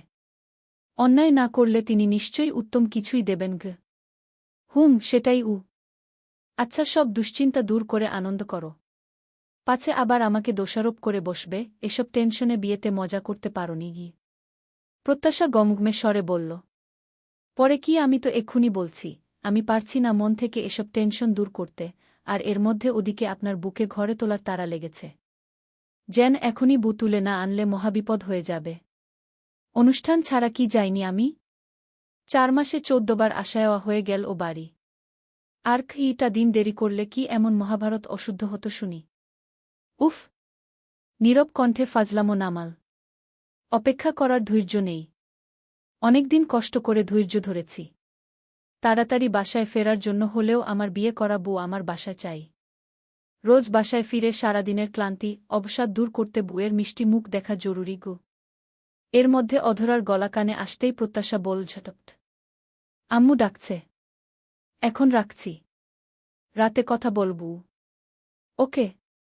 আল্লাহ হাফেজ উ। আল্লাহ হাফেজ উ। ড্রয়িং রুমে বেশ শোরগোল হচ্ছে। কথা শুনেই বোঝা যাচ্ছে কোনো আত্মীয় এসেছে। প্রত্যাশা ফোঁস করে নিঃশ্বাস ফেলে অকস্মাৎ বিটবিট করল। বাসা ভর্তি মেহমানের হইচই, একদম শান্তিতে নিরিবিলি থাকার জোতো নেই। আবার তাদের সাথে দেখা হলে প্রথম কথাই থাকে, হ্যাঁ রে প্রত্যাশা, পরীক্ষা কেমন দিলি? যদি বলি ভালো হয়েছে, তাদের সেকেন্ড কথা, কেমন ভালো দিলি রেজাল্টেই দেখা যাবে। জামাই অনেক শিক্ষিত, শ্বশুরবাড়ির মানসম্মান নৌকা ডোবানোর মতো ডুবাস না, আবার এমনিতেই রেজাল্টের চিন্তায় শুকিয়ে যাচ্ছি। তার উপর আত্মীয় স্বজনের এসব কথা শুনে বুকের ভেতর এমন ছ্যাঁকা লাগে, মনে হয় গরম চায়ের কাপটা হাতে না উঠে সরাসরি কলিজার উপর পড়ে গেছে গি। স্লিপারে পা গলিয়ে এগোতে এগোতে ভাবল, কোনো এলার্জি আত্মীয় যে এবার এল। আগামীকাল বৃহস্পতিবার সন্ধ্যায় গায়ে হলুদ, পরশু শুক্রবার বিয়ের অনুষ্ঠান কমিউনিটি সেন্টারে করা হবে। টেবিলের উপর নারিকেল কুড়ানো ছিল। আম্মু বোধহ তেলে ভাজা পিঠা বানাবে। প্রত্যাশা ছোট বলে নারিকেলের কুড়া, চিনি আর কিছু মুড়ি নিয়ে সোজা ব্যালকনিতে আসে। ঝিরিঝিরি বৃষ্টি আর দমকা হাওয়া বইছে। মনটা ফুরফুরে করতে চামচ দিয়ে মিক্সড করতে করতে গুনগুনিয়ে গেয়ে উঠল প্রত্যাশা। পাগলা হাওয়ার বাদল দিনে পাগল আমার মন জেগে উঠে। চেনাশোনার কোন বাইরে, যেখানে পথ নাই নাই রে সেখানে অকারণে যায় ছুটে। পাগলা হাওয়ার বাদল দিনে পাগল আমার মন জেগে উঠে। চামচে তুলে মাত্র মুখে পুড়েছে প্রত্যাশা, আর ঠিক তক্ষুনি নীলাশার গলা এল। হাতের ফোনটা প্রত্যাশার সামনে ধরে বেশ নম্র স্বরে, এই যে প্রত্যাশা, নিন ওর সঙ্গে কথা বলুন। পরপর প্রত্যাশার দিকে ভ্রু নাড়িয়ে ইশারা করে ফিসফিসিয়ে বলল, নে ধর ফোন, কথা বল। প্রত্যাশার গালভর্তি খাবার, ফোনের স্ক্রিনে একগাদা অপরিচিত মুখ। এখন খাবারই গিলবে নাকি কথা বলবে? অস্বস্তিতে হাঁসফাঁস করে উঠল।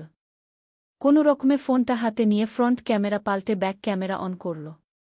গালের খাবার দ্রুত গলাধিকরণ করে নীলার দিকে রাগত চাউনি ছুড়ল। ফোনের স্পিকারে হাত চেপে রেখে ঠোঁট চেপে বলল, আপু তোমার আক্কেল দাঁত উঠেনি? নীলাশার মেজাজ বিগড়ে গেল। ঝাঝালো কণ্ঠে বলল, মানে কি বলতে চাইছিস? দেখোছ খাচ্ছি, হাতে খাবারের বোল। এর মধ্যে বলা নেই ক নেই, দুম করে ফোন সামনে ধরলে। ভিডিও কল, তাও আবার শ্বশুরবাড়ির অপরিচিত লোকজন। গালে আমার খাবার, দেখেও বলে কথা বল।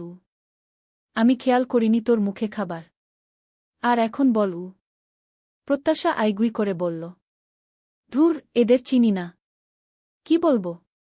তোকে কিছু বলতে হবে না, চুপচাপ হেসে হেসে হ্যাঁ হু করিস, তাহলেই চলবে। আবার কি বলতে কি বলে ফেলবি উল্টাপাল্টা, তখন আমার সম্মানও যাবে।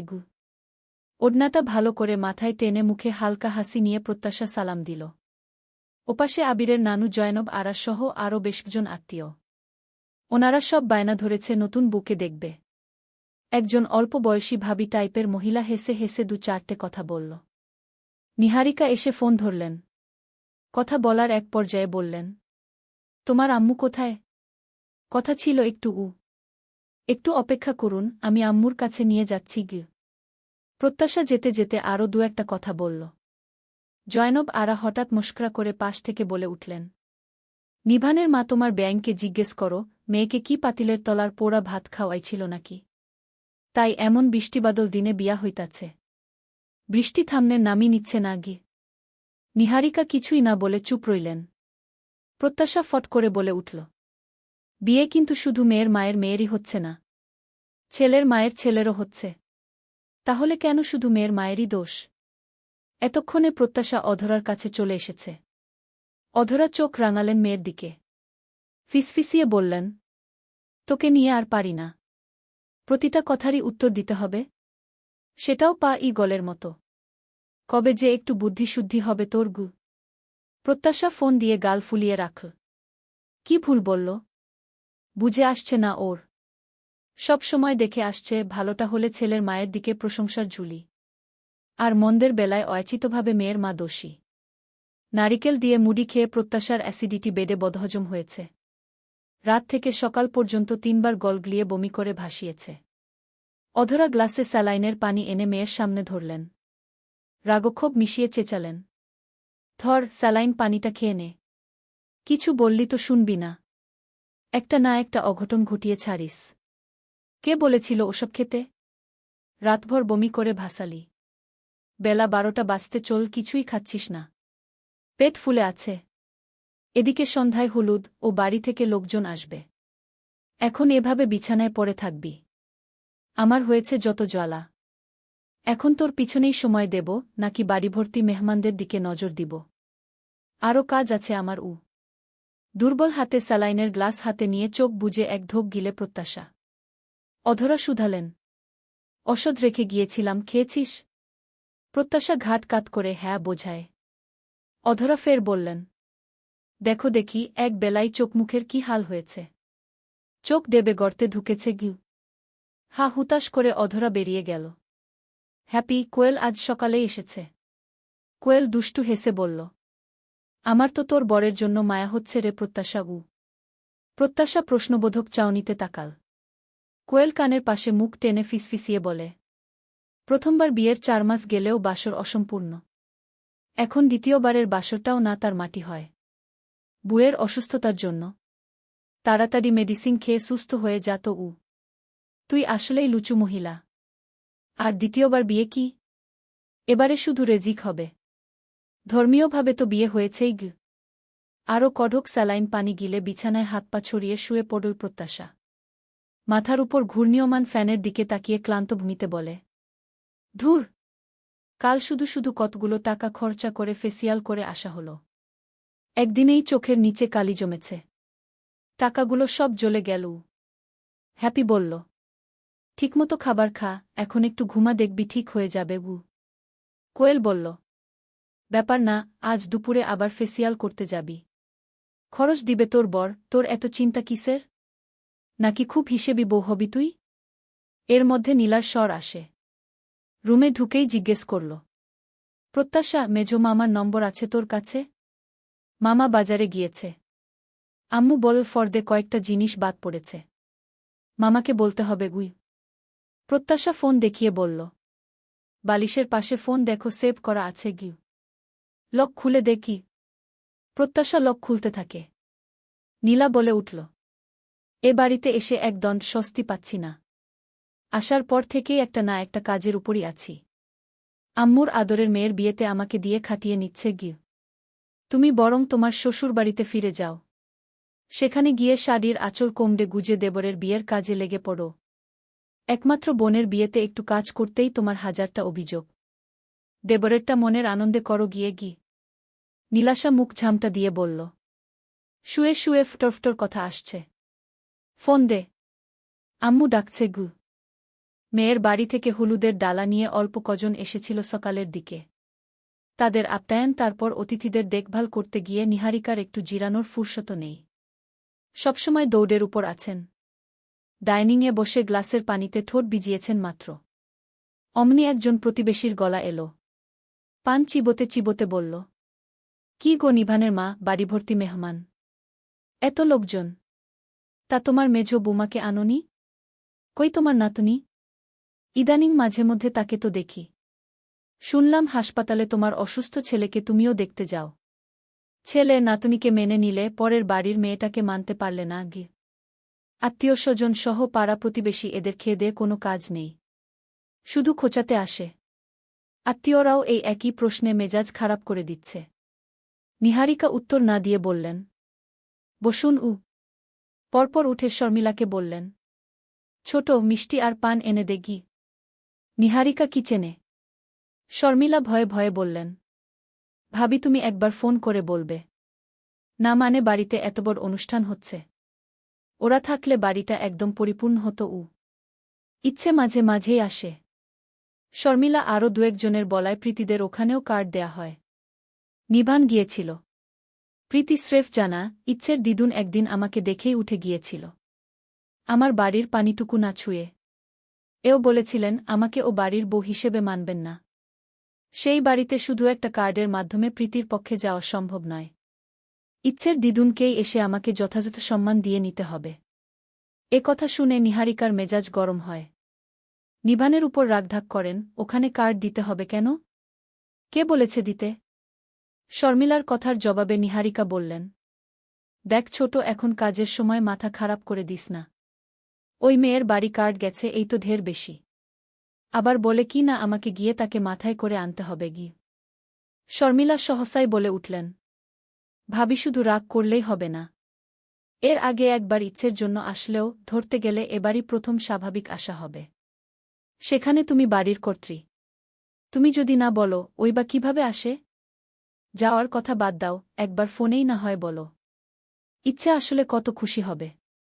ইচ্ছের জন্য হলেও না হয়। সকাল থেকে আকাশটা মেঘলা থাকলেও আর বৃষ্টি নামেনি। প্রত্যাশা এখন মোটামুটি সুস্থ, আর বমিটমি হয়নি। বিকেলে পুরোদমে মেহেন্দির আয়োজন চলছে। প্রত্যাশার গায়ে গাঢ় সবুজ রঙের শাড়ি। হাত দুটো টানটান করে রেখেছে ও। কোয়েল দক্ষ হাতে সুনিপুণতার সহিত দারুণ করে হেনা আর্ট করছে। প্রত্যাশার হাতের মাঝে ইংরেজি ফন্টে নীরব প্রত্যাশা নামটা জ্বলজ্বল করছে। প্রত্যাশার ফোনে ছবি তুলে ঝপটপ বলে, হ্যাপি। ছবিগুলো তোর বরের কাছে পাঠিয়ে দিলাম গু। প্রত্যাশা সবেগে মাথা নাড়িয়ে না বোঝাল। হ্যাপি থোড়াই কেয়ার করে পিকগুলো একে একে হোয়াটসঅ্যাপ পাঠিয়ে দেয়া গু। হ্যাপি বলল, এবার দেখি রং কতটা গাঢ় হয়। মেহেদির রং যত গাঢ় হয় বরের ভালোবাসাও নাকি তত গাঢ় গভীর হয় গে। প্রত্যাশা মুখ বাঁকিয়ে বলল, ধুর, তাই আবার হয় নাকি? যতসব আজগুবি কথাবার্তা। আমার তো কোনো কালেই রং গাঢ় হয় না গে। ছাদের চতুর্দিকে বিভিন্ন রঙের লাইট, যার আলো ঝিকমিক করছে চারপাশ। হলুদের স্টেজটা ঠিক মাঝ বরাবর, ফুলে আর মরিচবাতিতে সাজানো। ছোট বড় প্রায় সব মেয়েদের গায়ে হলুদ শাড়ি, হলুদে মুখরিত চারপাশটা। প্রত্যাশা হলুদ জামদানিতে মোড়া, বাঙালি স্টাইলে পরানো শাড়ি, বাম কাঁধের উপর দিয়ে আঁচলটা পিছন হয়ে সামনে দিয়ে ডান কাঁধ দিয়ে তোলা। ফেসিয়াল আর প্রসাধনীর জাদুতে প্রত্যাশা একদম ঝলমল করছে। গাভর্তি কাঁচা ফুলের গহনা, হলুদ গোলাপ, রজনীগন্ধা আর লাল গোলাপ দিয়ে বানানো গয়না হাতে, গলায়, মাথায়, টিকলিতে। ঠোঁটচোড়া রক্ত জবার ন্যায় টকটকে। লাল লিপস্টিক গাঢ় করে দেয়া, পায়ে লাল আলতা, গায়ের হলুদ শাড়ি, হলুদ ফুলের সমাহারে প্রত্যাশাকে একদম জীবন্ত হলুদ গোলাপের মতো লাগছে। হলুদ সাজে ভারী মিষ্টি লাগছে। বরদের নিষেধাজ্ঞা উপেক্ষা করে বাচ্চা পার্টিরা ছাদে ডিজে মিউজিক বাজাচ্ছে। প্রত্যাশার ফ্রেন্ডরা তো আছেই, সাথে কাজিনরাও অ্যাড হয়েছে। বাচ্চা বাচ্চা কাজিনরা হই হুল্লোড়ে মেতেছে, নাচছে। প্রত্যাশা বান্ধবীদের সাথে দেখছে আর হেসে হেসে গল্প করছে। রোহান আর নাহিদ একের পর এক গান পাল্টাচ্ছে। একটা গানের দুইটা লিরিক্স হতে না হতেই আরেকটা। খোলা হাটের বালুচর থেকে শুরু করে নোরা ফাতেহির দিলবার পর্যন্ত বাদ পড়েনি। নাহিদ বলল, এই বেটা এখানে বসে আছিস কেন? যা তোর গার্লফ্রেন্ডের সাথে একটু কোমর দুলিয়ে আয় গিয়ে। রোহান মশা তাড়ানোর ভূমিতে বলল, ধুর উ। নাহিদ এক প্রকার জোট করে নিচ থেকে গলা ফাটিয়ে বলল, এটেনশন প্লিজ, একটা কপাল ডান্স হলে ভালো হয়। কোয়েল আর রোহান উ। সাথে সাথে সবাই সিটি বাজিয়ে উৎসাহ দিল। কোয়েল না না করলেও পড়ে যায়। বেজে উঠল, ঠের ভ্যাস্ট ফালাক্সিমেইন ছ্যান্ডলঙ্গা সালা সেটরা সিটের স্যাং ব্যান্ড লঙ্গা। গানের তালে তালে ওরা নাচছিল। আবার যখন এই লাইনটা বেজে উঠল, রোহান প্রত্যাশার হাত ধরে টান দিয়ে আকাশের দিকে আঙুল দিয়ে দেখিয়ে বলল, ঠের ভ্যাস্ট ফালাক্সিমেইন ছ্যান্ডলঙ্গা সালা সেটরা সিটের স্যাং ব্যান্ড লঙ্গা। পরের লাইন চলল। প্রত্যাশা মুচকি হেসে কোমর দুলিয়ে রোহানের ঘাট ধরে আকাশের দিকে তুলে বলল, যা যা আগে নিয়ে আয়, কত পারিসকু। বলতে বলতে পরের লাইনে রোহান একগাল হেসে বলল, ফিহল ইশ ক্লাডালোন আস্ক ব্যাড লঙ্গাক। প্রত্যাশা খিলখিলিয়ে হেসে উঠল। রোহানের গরম লেগে যায়। ও চলে যায়। এরপর এক পর্যায়ে হ্যাপি কোয়েল দুজনেই নাচতে থাকে কালা চশমা গানে। ওদের চোখে কালো সানগ্লাস। প্রত্যাশার চোখেও পড়িয়ে দিল। এক পর্যায়ে প্রত্যাশা ফ্রেন্ডদের সাথে যোগ দিয়ে উড়াধুরা নাচতে থাকে। ওদিকে মামি গিয়ে অধরাকে নালিশ করে, দেখো তোমার মেয়ে উপরে কি শুরু করেছে। শ্বশুরবাড়ির লোকজন নতুন বুকে অমন নাচতে দেখলে কি ভাববে। অধরা ছাদে এসে দেখার সাথে সাথেই মেয়েকে টেনে একপাশে নিয়ে চোখ রানিয়ে শাসন করল, এই প্রত্যাশা, এমনিতেই তুই অসুস্থ, আবার এরকম লম্ফজম্প শুরু করেছিস। আর এই ও বাড়ি থেকে লোকজন চলে এলো বলে, ওনারা দেখলে কি বলবে। প্রত্যাশা টমেটোর মতো গাল ফুলিয়ে চুপচাপ দাঁড়িয়ে রইল। কিছুক্ষণ চুপচাপ থেকে ফ্রেন্ডদের বলল, আই তোরা শোনো, কিছুক্ষণ পর এসপি সাহেব আসবে ফটোশ্যুটের জন্যে। শ্বশুরবাড়ির লোকজন থাকবে, সবার সামনে নিজে থেকে পোজ দিলে তারা আবার ভাববে নতুন বউয়ের লজ্জা শরম কম। তাই তোরা বিভিন্ন স্টাইলে পোজ দেওয়ার জন্য শুধু একটু বলবি। আর আমি অমনি, বুঝেছিস। উচ্চ ভলিউমে একা একা গুগল গাটি গান বাজতে লাগল। হ্যাপি চেঁচিয়ে উঠল, ওইটারে ওখান থেকে সরাতো কেউ। রুচি নাই কি সব গান বাজাচ্ছে। একটা গানও তো দু লাইন হতে না হতেই বদলাচ্ছে গি। কোয়েল বলল, ওই নাহিদের বাচ্চা গান পাল্টা। একা একা গুগল না ঘেটে বিয়ে করে কম্বলের তলায় বু নিয়ে ঘাটাঘাটি করগু। এর মধ্যে গান পাল্টে যায়। হঠাৎ প্রত্যাশার নজর পড়ে সিডির দরজার দিকে। চোখের কালো চশমা খুলে তাকায়। নীরব এক হাত পকেটে গুজে অন্য হাতে চুলে ব্যাগ ব্রাশ করে ঠোঁটে হাসি টেনে এগোল। বাঁচতে থাকল। আইলোরে নয়া দামান। চলবে। মধ্যরাতের চাঁদ। লেখনীতে মুস্তারিন মুশাররাত। পর্ব 40। নিবিড়ের রুমটা ধুয়ে মুছে একদম ঝকঝকে তকতকে করে তোলা হয়েছে। নতুন বিছানার চাদর, দরজা জানালায় পর্দা। মনে হচ্ছে তালাবদ্ধ ধুলোভর্তি সেই ঘরটা মুহূর্তেই নতুন রূপ পেয়েছে। পরি সেই সন্ধে থেকে রুমটা গোছগাছ করে মাত্র বেরোল। দুপুরে ইচ্ছে ভিডিও কলে দিদুনের সাথে কথা বলার সময় আসার জন্য আবদার করে। একমাত্র নাতনির আবদার রাখতে নিহারিকা রাগক্ষোভ একপাশে ঠেসে প্রীতির সাথে ফোনে স্বাভাবিক ভঙ্গিতেই বলেন, আসার কথা। যদিও কেউ ভাবেনি প্রীতি সত্যিই আসবে। কিন্তু সবার ধারণা ভুল প্রমাণ করে প্রীতি এসেছে। জানালার সামনে দাঁড়িয়ে বুকে হাত ভাঁজ করে মুখ আকাশের দিকে তোলা প্রীতির। এসেছে মাত্র কঘণ্টা। সবার সঙ্গে সৌজন্যমূলক আচরণ করার চেষ্টা করছে, তবু নীরবের সঙ্গে অল্পের জন্য বড়সড় ঝগড়া বাধা এড়ানো গেছে। এই তো সবাই যখন বেরোবার প্রস্তুতি নিচ্ছে, ইচ্ছে দৌড়ে নীরবের কাছে এল। নীরব পাঞ্জাবির হাতা ফোল্ড করতে করতে রুম থেকে বেরোচ্ছিল। ইচ্ছে বলে, পাপা, আমাকে সুন্দর লাগছে। ইচ্ছের গায়ে হলুদ শাড়ি, একদম সর্ষে ফুলের মতো ঝিকিমিকি করছে। নীরব গাল টেনে বলল, প্রিটি গার্ল, তোমাকে অনেক অনেক বেশি সুন্দর লাগছে। মাশাআল্লাহ, মাশাআল্লাহ।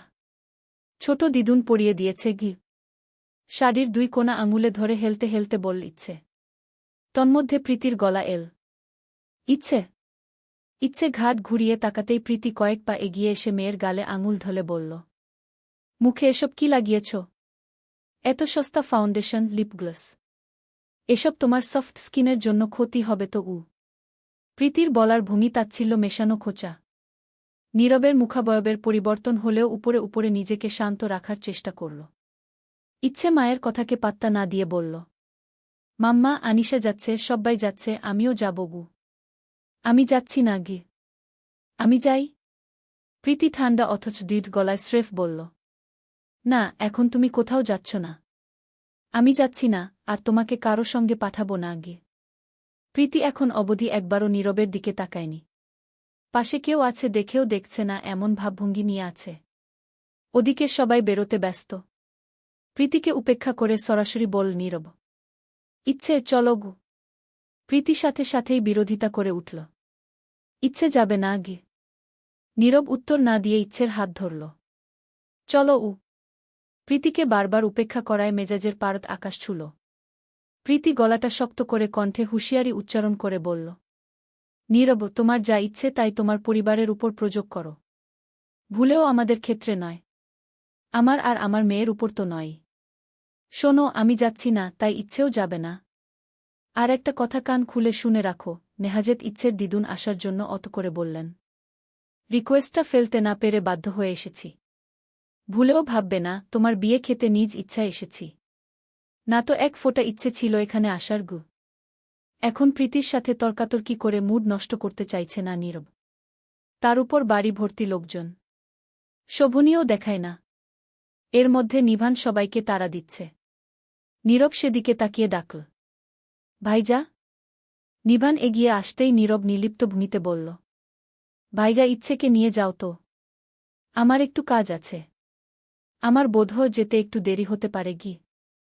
আচ্ছা গি, বলে নিভান হেসে ইচ্ছের গাল টিপে নিয়ে গেল।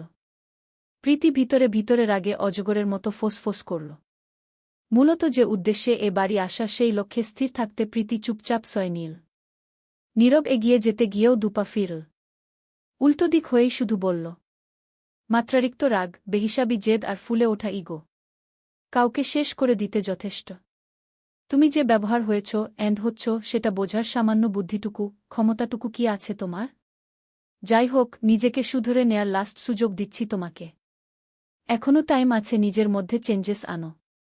আনলে নিজেরই ভালো, নইলে গু। প্রীতি ফুঁসে ওঠে ঠোঁট চেপে বলল, নইলে ধ্বংস অনিবার্য, যা খুব খুব সন্নিগ্ধে গু। প্রীতি তাচ্ছিল হাসল। মনে মনেই বলল, নতুন করে ধ্বংস হওয়ার তো কিচ্ছু নেই। ধ্বংস তো আজ থেকে কবছর আগেই হয়েছি। তখনকার কথাগুলো মনে উঠতেই শূন্যে তাকিয়ে বুক চিডে দীর্ঘশ্বাস বেরোল প্রীতির। মেজাজটাও তিরিক্ষি হয়ে আছে। ও বাড়ি যাওয়ার কথা অনেকে বললেও অসুস্থতার কথা বলে এড়িয়ে যায় প্রীতি। প্রীতির কথা রাখতে তানিয়া নিহারিকার সাথে নিবিড়ের চিকিৎসার ব্যাপারে কথা বলেন ফোনে। নিহারিকা একদম স্রেফ জানিয়ে দেন, যেভাবেই হোক না কেন ছেলে ওটা তো আপনাদেরকে দিয়েই দিয়েছিলাম। কোনো খোঁজখবর রাখিনি, অবশ্য ছেলেও রাখেনি। এখন অসুস্থ ছেলেকে মা কি করে ছাড়ে?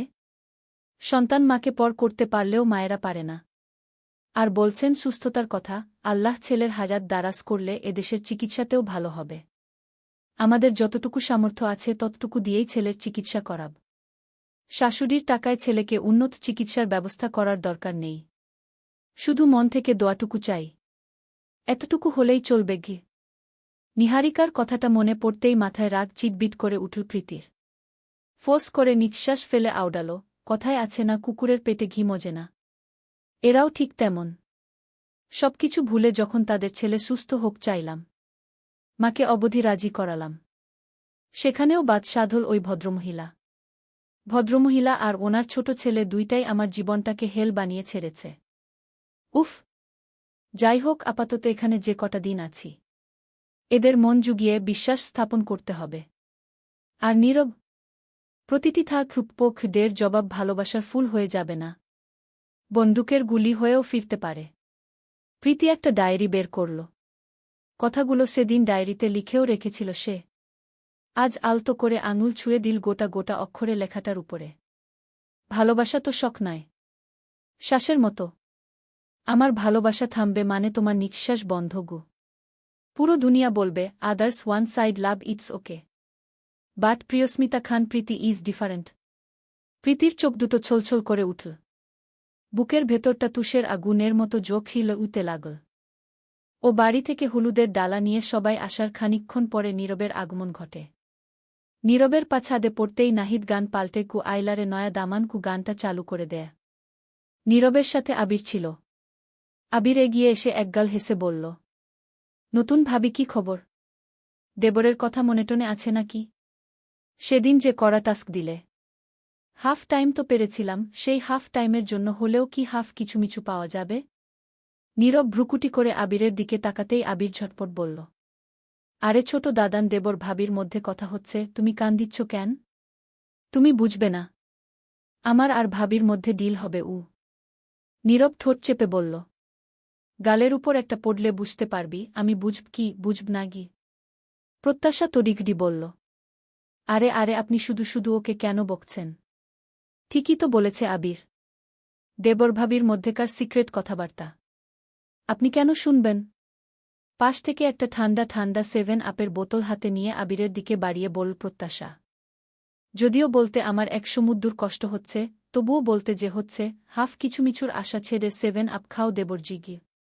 প্রত্যাশা আর নীরব পাশাপাশি দাঁড়িয়ে। হলুদ সাজে সজ্জিত বুকে কোনা চোখে দেখতে ব্যস্ত নীরব। হলুদ সাজে প্রত্যাশাকে মোহনীয় লাগছে। নীরবের পলক নড়ছে না। নীরবের গায়ে শুভ্ররঙা পাঞ্জাবি, উপরে কারুকার্য করা হলুদ কোটি। সাদা পাঞ্জাবিতে স্নিগ্ধ আর আকর্ষণীয় লাগছে নীরবকে। দুজন যখন দুজনের দিকে তাকিয়ে ঠিক তক্ষুনি নাহিদ ফাজলামি করে গান পাল্টে ফেরদৌস শাবনূরের সেই বিখ্যাত গান ছেড়ে দেয়া। বেজে উঠল, আসসালামুলাইকুম বেআইন সাব। ওয়ালাইকুম আসসালাম বেআই সাব। কেমন আছেন বেআইন সাব? এতটুকু বাজতেই প্রত্যাশা এক হাতে মুখ চেপে ধরে হাসতে লাগল। নীরব বোধহয় একটু অপ্রস্তুত হল। প্রত্যাশা হাসি সামলে বলল, আমার ফ্রেন্ডরা ফাজলামি করে বাজাচ্ছে গু। বুঝতে পেরেছি। তোমার এখন কি অবস্থা বলো? আর বমি হয়নি তো? এখন কেমন ফিল করছ? নাহ, আর বমি হয়নি। এখন বেটার ফিল করছি। আপাতত কোনো সমস্যা নেই। গুড। এর মধ্যে কি শুভ হলুদ লেখা হলুদের জন্য আনা কেকটা স্টেজে রাখা হয়। নীলা এসে ডাকল, নীরব এসো, কেকটা কাটতে হবে। তারপর ফটোশ্যুটও তো বাকি। ওদিকে মা বারবার ফোন দিচ্ছেন, বেশি দেরি করতে বারণ করেছেন। তাড়াতাড়ি যাতে তোমাদেরকে ছাড়ি। নীরব মাথাটা কিঞ্চিত নাড়িয়ে বলল, শিওর। আবিরের গলায় ক্যামেরা। একের পর এক ক্যাচ ক্যাচ করে ছবি তুলছে সে। নীরব প্রত্যাশা কেক কাটতে। দুজন দুজনের গালে দেয়া সেই দৃশ্য ক্যামেরায় বন্দি করা হয়। হলুদের গিফট হিসেবে নীরব পাঞ্জাবির পকেট থেকে রিং বক্স বের করে। আজ নীরব আসবে সেই হিসেবে এদিক থেকেও প্রস্তুতি নেয়া ছিল। ঠোঁটে মৃদু হাসি ফুটিয়ে প্রত্যাশার বাম হাতটা আলতো করে ধরে নীরব। তারপর আলগোছে স্বর্ণের ডিজাইন করা রিং প্রত্যাশার অনামিকায় পরিয়ে দেয়া। নীলা বক্স খুলে প্রত্যাশার দিকে ধরে। প্রত্যাশা রিং নিয়ে নীরবের আঙুলে পরিয়ে দেয়া। তারপর কিছুক্ষণ ফটোশ্যুট চলে। কোয়েল হলুদের বাটি এগিয়ে বলল, জিজু আপনার বউয়ের গালে ছুঁইয়ে দিন। নীরব সময় নিচ্ছিল। আবির তাগাদা দিল। আরে ছোট দাদান তাড়াতাড়ি করো, এদিকে ক্যামেরা হাতে আমার হাত লেগে এলো। নীরব ইতস্তত বোধ নিয়েই 2 আঙুলে হলুদের প্রলেপ নেয়া। আলতোভাবে প্রত্যাশার ডান গালে তারপর বাম গালে ছুঁইয়ে দেয়া। লজ্জায় প্রত্যাশার চোখের পলক নুয়ে যায়। হালকা মিউজিক বাজছে, কেউ মগ্ন আড্ডায়, কেউ বা নাস্তায় ব্যস্ত। প্রত্যাশা নীরব একপাশে। পাঞ্জাবির কলার একটু সরিয়ে ঠোঁট গোল করে ফু দিল নীরব। প্রত্যাশার দিকে চেয়ে গলা খাকারি দিয়ে মৃদুস্বরে বল নীরব, গরম লাগছে, সাথে তেষ্টাও পেয়েছে। আমি নিচে যাচ্ছি। 1 গ্লাস ঠান্ডা পানি নিয়ে এসো জলদি। প্রত্যাশার দৃষ্টি গেল খানিকটা দূরের টেবিলে। ছটপট বলল, ওই তো টেবিলেই শরবত রাখা আছে। একটু ওয়েট করুন, আমি আনছি। নীরব ভ্রু কুঁচকে বিরক্তির সঙ্গে বলল, এখানে গরম লাগছে। রুমে গিয়ে ফ্যানের নিচে বসবু। চারদিকে স্ট্যান্ড ফ্যান ঘুরছে। অতটাও গরম লাগার কথা নয়। প্রত্যাশা সরল মনে বলল, এমা গরম লাগছে আপনার? চলুন ও পাশে ফ্যানের সামনে বসবেন। নয়তো আমি এক্ষুনি কাউকে বলছি এখানে আরেকটা ফ্যান সেট করতে। ছোট মামাকে ডাকছি। ওয়েট। নীরবের মেজাজ চটল। এতটা অবুঝ বউ হলে হয়? বলল চিবিয়ে চিবিয়ে, এই তুমি কিছু বোঝো না? নাকি সবসময় না বোঝার অ্যাক্টিং করো? আর বাড়তি কথা না বলে নীরব বিরক্তির শ্বাস ফেলে গটগট করে নিচে নামে। কয়েক মুহূর্ত পর প্রত্যাশা উপায়ান্তর না দেখে পিছু পিছু নাম। ফ্রিজ থেকে বোতল বের করে ঠান্ডা পানির গ্লাস নিয়ে রুমে গেল। নীরবের সামনাসামনি দাঁড়িয়ে বলল, নিন পানি। নীরবের হাসি পেল। মেপে স্বল্প হাসল। প্রত্যাশার গ্লাস ধরা হাতের উপর হাত রেখে গ্লাসটা মুখের সামনে নিল। 1 ঢোক নিয়ে তারপর গ্লাস নামাল। পরপর আচমকা এক হাতে প্রত্যাশার কোমর জড়িয়ে কাছে আনল। প্রত্যাশা ভ্রু কুঁচকে তাকাল। বলল, মাত্র তো 1 ঢোক খেলেন। এমন করে বললেন মনে হলো এক সমুদ্র পিপাসা পেয়েছে। শুধু শুধু রাগ দেখালেন। ঠোঁটে দুষ্টু হাসি টেনে বল নীরব, হ্যাঁ, এক সমুদ্রই পিপাসা পেয়েছে। তবে পানির নয়, অন্য কিছুর। এই বলে নীরব অন্য হাতে পকেট থেকে বসুন্ধরা সুগন্ধযুক্ত টিস্যু বের করল। মুচকি হেসে প্রত্যাশার ঠোঁটে আলতো করে ঘষল। প্রত্যাশা হৈ হৈ করে উঠল। এই কি করছেন? লিপস্টিক বেশি গাঢ় হয়েছে। এতটা গাঢ় হলে অন্যের স্বাস্থ্যের জন্য ক্ষতিকর। আরে প্রত্যাশার কথা থেমে গেল। নিজেকে নীরবের খুব কাছে আবিষ্কার করল। একটানে দুজনের মধ্যকার দূরত্ব ঘুচিয়ে ঠোঁটে ঠোঁট ডুবায় নীরব। প্রত্যাশার চোখ দুটো বিস্ময়ে বড় হয়ে যায়। কিছুক্ষণ পর ছাড়া পেয়েই প্রত্যাশা শ্বাস টেনে নিল। নীরব হাতের উল্টো পাশ দিয়ে ঠোঁট মুছল। প্রত্যাশা বাঁকা চোখে চেয়ে বলল, বাহ, লিপস্টিকটা আপনি এমনভাবে মুছলেন যেন ঠোঁটটা আপনার ব্যক্তিগত হোয়াইট বোর্ড। ভুল কিছু বলনি। ব্যক্তিগতই। তুমি পুরোটাই আমার ব্যক্তিগত। প্রত্যাশা কোনো কথা কানে না ঢুকিয়ে আফসোস করে বলল, ধুর দিলেন তো লিপস্টিকটা নষ্ট করে। কি বৃদ্ধা আঙুল প্রত্যাশার ঠোঁটে ছুঁইয়ে মুচকি হেসে বল নীরব, তোমার ঠোঁটে লিপস্টিকের রং না থাকলেও আমার স্পর্শ তো রইল। প্রত্যাশা অল্পস্বল্প মেকি রাগ করে তাকাল। প্রত্যাশার নাকে আঙুল দিয়ে টোকা দিয়ে নীরব আরেকটু ঝুঁকে প্রত্যাশার দিকে। প্রত্যাশার গালের সাথে গাল ছুঁয়ে গেল। খোঁচা খোঁচা দাড়ি সফট গালে শিরশিরানি বয়ে দিল। প্রত্যাশার বুক ধিপধিপ করতে লাগল। নীরব মুখটা প্রত্যাশার কানের পাশে টেনে ফিসফিসিয়ে বলল, পানসে মুখে কি করে যাই বলো? তাই হালকা একটু মিষ্টি মুখ করেই যাচ্ছি। আসছি, ফ্রেশ হয়ে আজ পর্যাপ্ত ঘুম দেবে। রাত জাগবে না, বুঝেছ? আগামীকালকের ঘুমটাও আজ পুষিয়ে নিবে। বাই। লাজে প্রত্যাশা চোখ নামিয়ে নিল। নীরব বুকে আর লজ্জা না দিয়ে বেরিয়ে যেতে নেয়। প্রত্যাশা হঠাৎ তড়িঘড়ি ব্যস্ত হয়ে বলল, শুনুন। নীরব ভ্রু নাচিয়ে প্রশ্নাত্মক দৃষ্টিতে তাকাল। প্রত্যাশা নিজের গালে আঙুল ধরে ইশারা করে বলল, আপনার গালে হলুদ লেগেছে। আমার গাল থেকে গিয়েছে। মুছে নিন। প্রত্যাশাকে অবাক করে নীরব বলল, নো প্রবলেম, থাকুক। নীরব অধরার থেকে বিদায় নিয়ে চলে যায়। প্রত্যাশা রুম থেকে পানির গ্লাস হাতে বেরোতেই অধরা শুধালেন, নীরবকে নাস্তা দিয়েছিলি? উপরে নাস্তা করেছিল। চলে গেল যে। নাস্তা করেনি তো? পানি চাইল। অধরা মেয়ের উপর রাগঢাক করে বললেন, তোকে নিয়ে আর পারি না। পানি চেয়েছে ঢ্যানল্যাং করে, শুধু পানি নিয়ে দিয়েছিস। সাথে নাস্তা দিসনি কেন? উপরে সবার মাঝে হয়তো লজ্জায় বসেনি। রুমে দিতে পারতি। কবে যে তোর বুদ্ধিশুদ্ধি হবে? প্রত্যাশা বিটবিট করে বলে, ধুর, আম্মুকে কি বলি? তার জামাইয়ের পানিটানি কিছুই পিপাসা পায়নি। আর নীলা কই? আত্মীয়স্বজন সবাই ঠিকঠাক খেল কি না ও একটু দেখবে না? কোথায় গায়ে হাওয়া লাগিয়ে ঘুরছে ও? আমি একা কত দিক দেখব? ওই মেয়েটাকে নিয়ে আর পারি না গিয়ে। অধরা প্যাচাল পারতে পারতে ওদিকে গেলেন। এর মধ্যে প্রত্যাশা সিঁড়িতে পা রাখবে তখনই নিভানের গলা এলো, প্রত্যাশা! হু! প্রত্যাশা ঘুরে নিভানকে দেখে মুখে হাসি টেনে বলল, জিজু, কিছু দরকার? তোমার আপু কই? আপু? কি জানি, আমি তো এতক্ষণ রুমে ছিলাম। নিচে আপুকে দেখছি না, উপরে আছে হয়তো উ। নীলাকে একটু পাঠিয়ে দাও তো। এক গ্লাস পানি আনতে বলো গু। পানির কথা শুনে আচমকা প্রত্যাশার বেসম খাওয়ার জোগাড় হল। চোখ বড়বড় করে বলল, পানি? হ্যাঁ, একটু জলদি আনতে বলো উ। প্রত্যাশা শুকনো ধোক গিলে বিটবিট করে, লে বাবা, এদের ভাইদের দেখছি একই অবস্থা। বুকে দেখলেই ইস্ক উঠে গলা শুকিয়ে যায়। পানির অজুহাতে স্বার্থ হাসিল করা। তবে কি এসপি সাহেবের মতো জিজুরও এখন সেইম প্রয়োজনে পানি চাই, থুক্কু চুমু চাই? প্রত্যাশা নিজেকে তটস্থ করে বলল ফট করে, রিল্যাক্স জিজু, আপনি রুমে গিয়ে বসুন।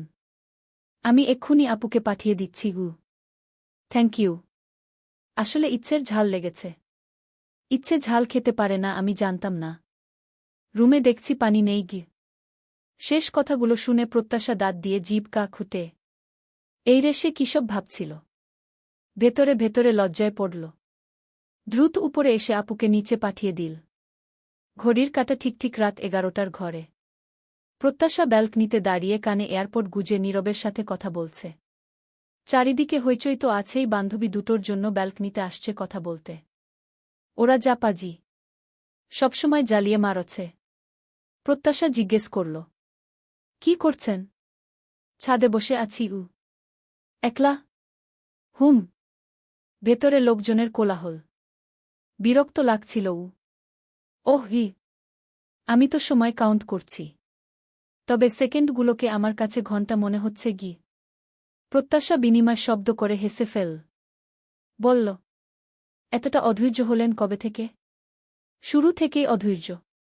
তবে তুমি ছোট ছিলে বলে ছাড় দিয়ে এসেছি উ। তাই বুঝি? হুমঘ। প্রত্যাশা আকস্মিক চঞ্চল গলায় বলে উঠল, এসপি সাহেব জানেন? না বললে জানব কি করে? আমার না টুইন্স বেবির খুব শখ। আমি অলরেডি ছেলে মেয়ের নামধাম ঠিক করে ফেলেছি। আমাদের ছেলে হলে নাম রাখব নিড, আর মেয়ে হলে প্রাপ্তি। উফ, দারুণ হবে না? টুইন্স হলে একবারেই সব কষ্ট ঝামেলা চুকে যাবে গু। নীরব নিঃশব্দে হাসল। বলল, সবই ঠিক আছে। নিডপ্রাপ্তি একসাথে না এসে আলাদা আলাদা আসলেও প্রবলেম নেই। তবে এক্ষুনি বেবি প্ল্যানিং করছি না। আরও 5 বছর পর গু। প্রত্যাশা ঠোঁট উল্টে বলল, উহু কি? নীরব নরম কোমল স্বরে বলল, মাই লাভ, তুমি এখনো ছোট, ইম্বাচিউর। তোমাকে সামলাতেই আমি হিমশিম খাচ্ছি গে। প্রত্যাশা 2 হাত বুকে ভাঁজ করে বলল, শুনুন, আপনি বলছেন আমি ছোট। তাহলে ছোট আমিটার কাছে আপনি ঘেঁষতে পারবেন না। ঠিক 5 বছর পরেই আমাকে ছোবেন। এর একদিন আগেও নাই হু। মনে থাকে যেন? তাহলে তো ধৈর্যের উপর আমাকে ডক্টরেট ডিগ্রি অর্জন করতে হবে গু। প্রত্যাশার হাসি চওড়া হল। কিছু বলবে তার আগেই হুডমুট করে 2টা হাজির হল। অগত্যা ব্যস্ত হয়ে কল রাখল প্রত্যাশা। বিয়ের হলটা ঝকঝকে আলো আলোকিত। চারিদিকে রুচিশীল আভিজাত্যের ছোঁয়া চুইয়ে চুইয়ে পড়ছে।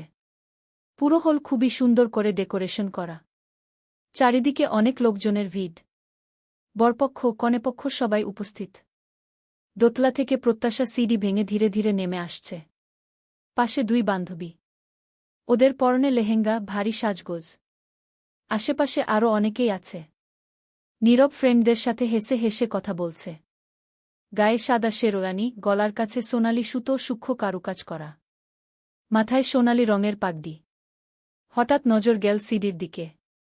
প্রত্যাশার গায়ে লাল খয়েরি বিয়ের ভারী শাড়ি। মাথায় ইয়াবর ঘোমটা। ঘোমটার আড়ালের মুখটা নীরব কল্পনা করল 1 সেকেন্ড। প্রত্যাশা ঘোমটার আড়াল থেকেই আবছা নীরবকে দেখল এক পল। বর বেশে এসপি সাহেবকে হ্যান্ডসাম লাগছে খুব। কিছু একটা ফেসে আলাদা লাগল। ও হ্যাঁ, ক্লিন শেভ করেছে। তবে মন্দ লাগছে না। ভালোই লাগছে। প্রত্যাশার ধ্যান ছুটল কোয়েলের কথায়। কোয়েল বলল, জিজু এখুনি বউয়ের মুখ দেখা বারণ আছে। আগে বিয়ে হবে, তারপর শালিকাদের ডিমান্ড পূরণ করে দেন বউয়ের ঘোমটা সরাবেন গু। নীরব বিনিময় মৃদু হাসল। অতঃপর প্রত্যাশার দিকে হাত বাড়িয়ে বলল, চলো উ। চুড়ি পরা হাতটা নাড়াতেই টুংটুং ঝনঝন শব্দ হল। প্রত্যাশা হাতের উপর হাত রাখতেই লম্বা লম্বা আঙুল দিয়ে আলগোছে আঁকড়ে ধরল নীরব। পরপর দুজনে স্টেজে বসল। লাল ভেলভেট ঢাকা টেবিলের উপর রাখা রেজিস্ট্রার খাতা। পাশে রাখা কলমটা আলাদা নজর কাটছে। সোনালি গায়ে ময়ূরের খোদাই, লেজের পালক রঙিন পাথরে সাজানো। কলমটা হাতে নিলে মনে হয় যেন রাজকীয় কিছুতে সই করা হবে। নীরব মনোযোগ দিয়ে সুন্দর করে সই করল। দৃঢ় অথচ শান্ত হাসি নিয়ে সই শেষ করে কলমটা বাড়িয়ে দেয় প্রত্যাশার দিকে। প্রত্যাশা সোনালি গহনার ভারে নত, মাথায় বট করে টানা ঘোমটার নিচে তার চোখ শুধু একটু উকি দিল। কোয়েল টিপ্পনিকে চিটে বলল, আস্তে কর, তাড়াহুডো নেই গু। প্রত্যাশার হাতটা মৃদু কাঁপল। নীরবের শিয়ের পাশাপাশি গোটা গোটা অক্ষরে সময় নিয়ে সই করল। সই শেষ হতেই সবাই আলহামদুলিল্লাহ পড়ল। কোয়েলদের দাবি মেনে 15,000 টাকা ঘুষ দিয়ে বুয়ের ঘোমটা তোলার সুযোগ পায় নীরব। চারিদিকে লাইট, ক্যামেরা, অ্যাকশনের মতো অবস্থা।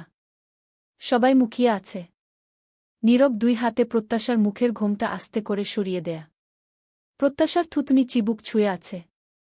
প্রত্যাশা ধীরে ধীরে চোখের ঘন পল্লব তুলে তাকাতেই 2 জোড়া চোখে নীরব প্রত্যাশার প্রকাশ্য দৃষ্টি মিল। চোখে গাঢ় কাজলের টান, ঠোঁটে গাঢ় রং, যেন যত্নে আঁকা এক নিখুঁত ছবি। নীরবের ঠোঁটে মৃদু হাসি, চোখে এক ঝলক প্রশংসার দৃষ্টি নিয়ে অস্ফুটে বলল, মাশাআল্লাহ, আজ তো সত্যিই চোখ ফেরানো দায় গু। প্রত্যাশার গাল লাল হয়ে ওঠে, ঝট করে চোখ নামিয়ে ফেলে। গহনার নরম ঝনঝন শব্দে ওর লজ্জা যেন আরও স্পষ্ট হয়ে ওঠে। বিয়ের ভেন্যুতে না আসলে আবার কথার সৃষ্টি হতো, অগত্যা প্রীতিকে আসতে হয়েছে। একটা সময় নিচে থাকলেও ভালো লাগছিল না। মনটা বিক্ষিপ্ত। দোতলায় করিডোর দিয়ে হাঁটছিল বিষণ্ণ হৃদয় নিয়ে। হঠাৎ আচমকা কটা কথা কানে আসে। মেয়েটাকে পেলে পুষে মানুষ করেছিস, বিয়ে দিয়েছিস, ভালো কথা। বিয়ে আগেই হয়েছে, এখন আবার বেহুদা এত্তগুলান টাকা পয়সা খরচা করে রংঢং করে অনুষ্ঠান করা লাগব কেন? তোর ছেলে নেই? একটা মাত্র মাইজা, শেষ বয়সে তোরা কি খাবি? সে হুঁশ আছেনি? খাইজেদাই যে কাজকাম নাই, বেহুদা এত বড় অনুষ্ঠান করে মানুষ খাওয়াতে গেলি। বিয়ে হয়েছে, বালাই গেছে। ভালো ঘর পাইছে, ভালো জামাই পাইছে, সেইডা তার ছিডা মাইয়ার কপাল ভালো। চলবে।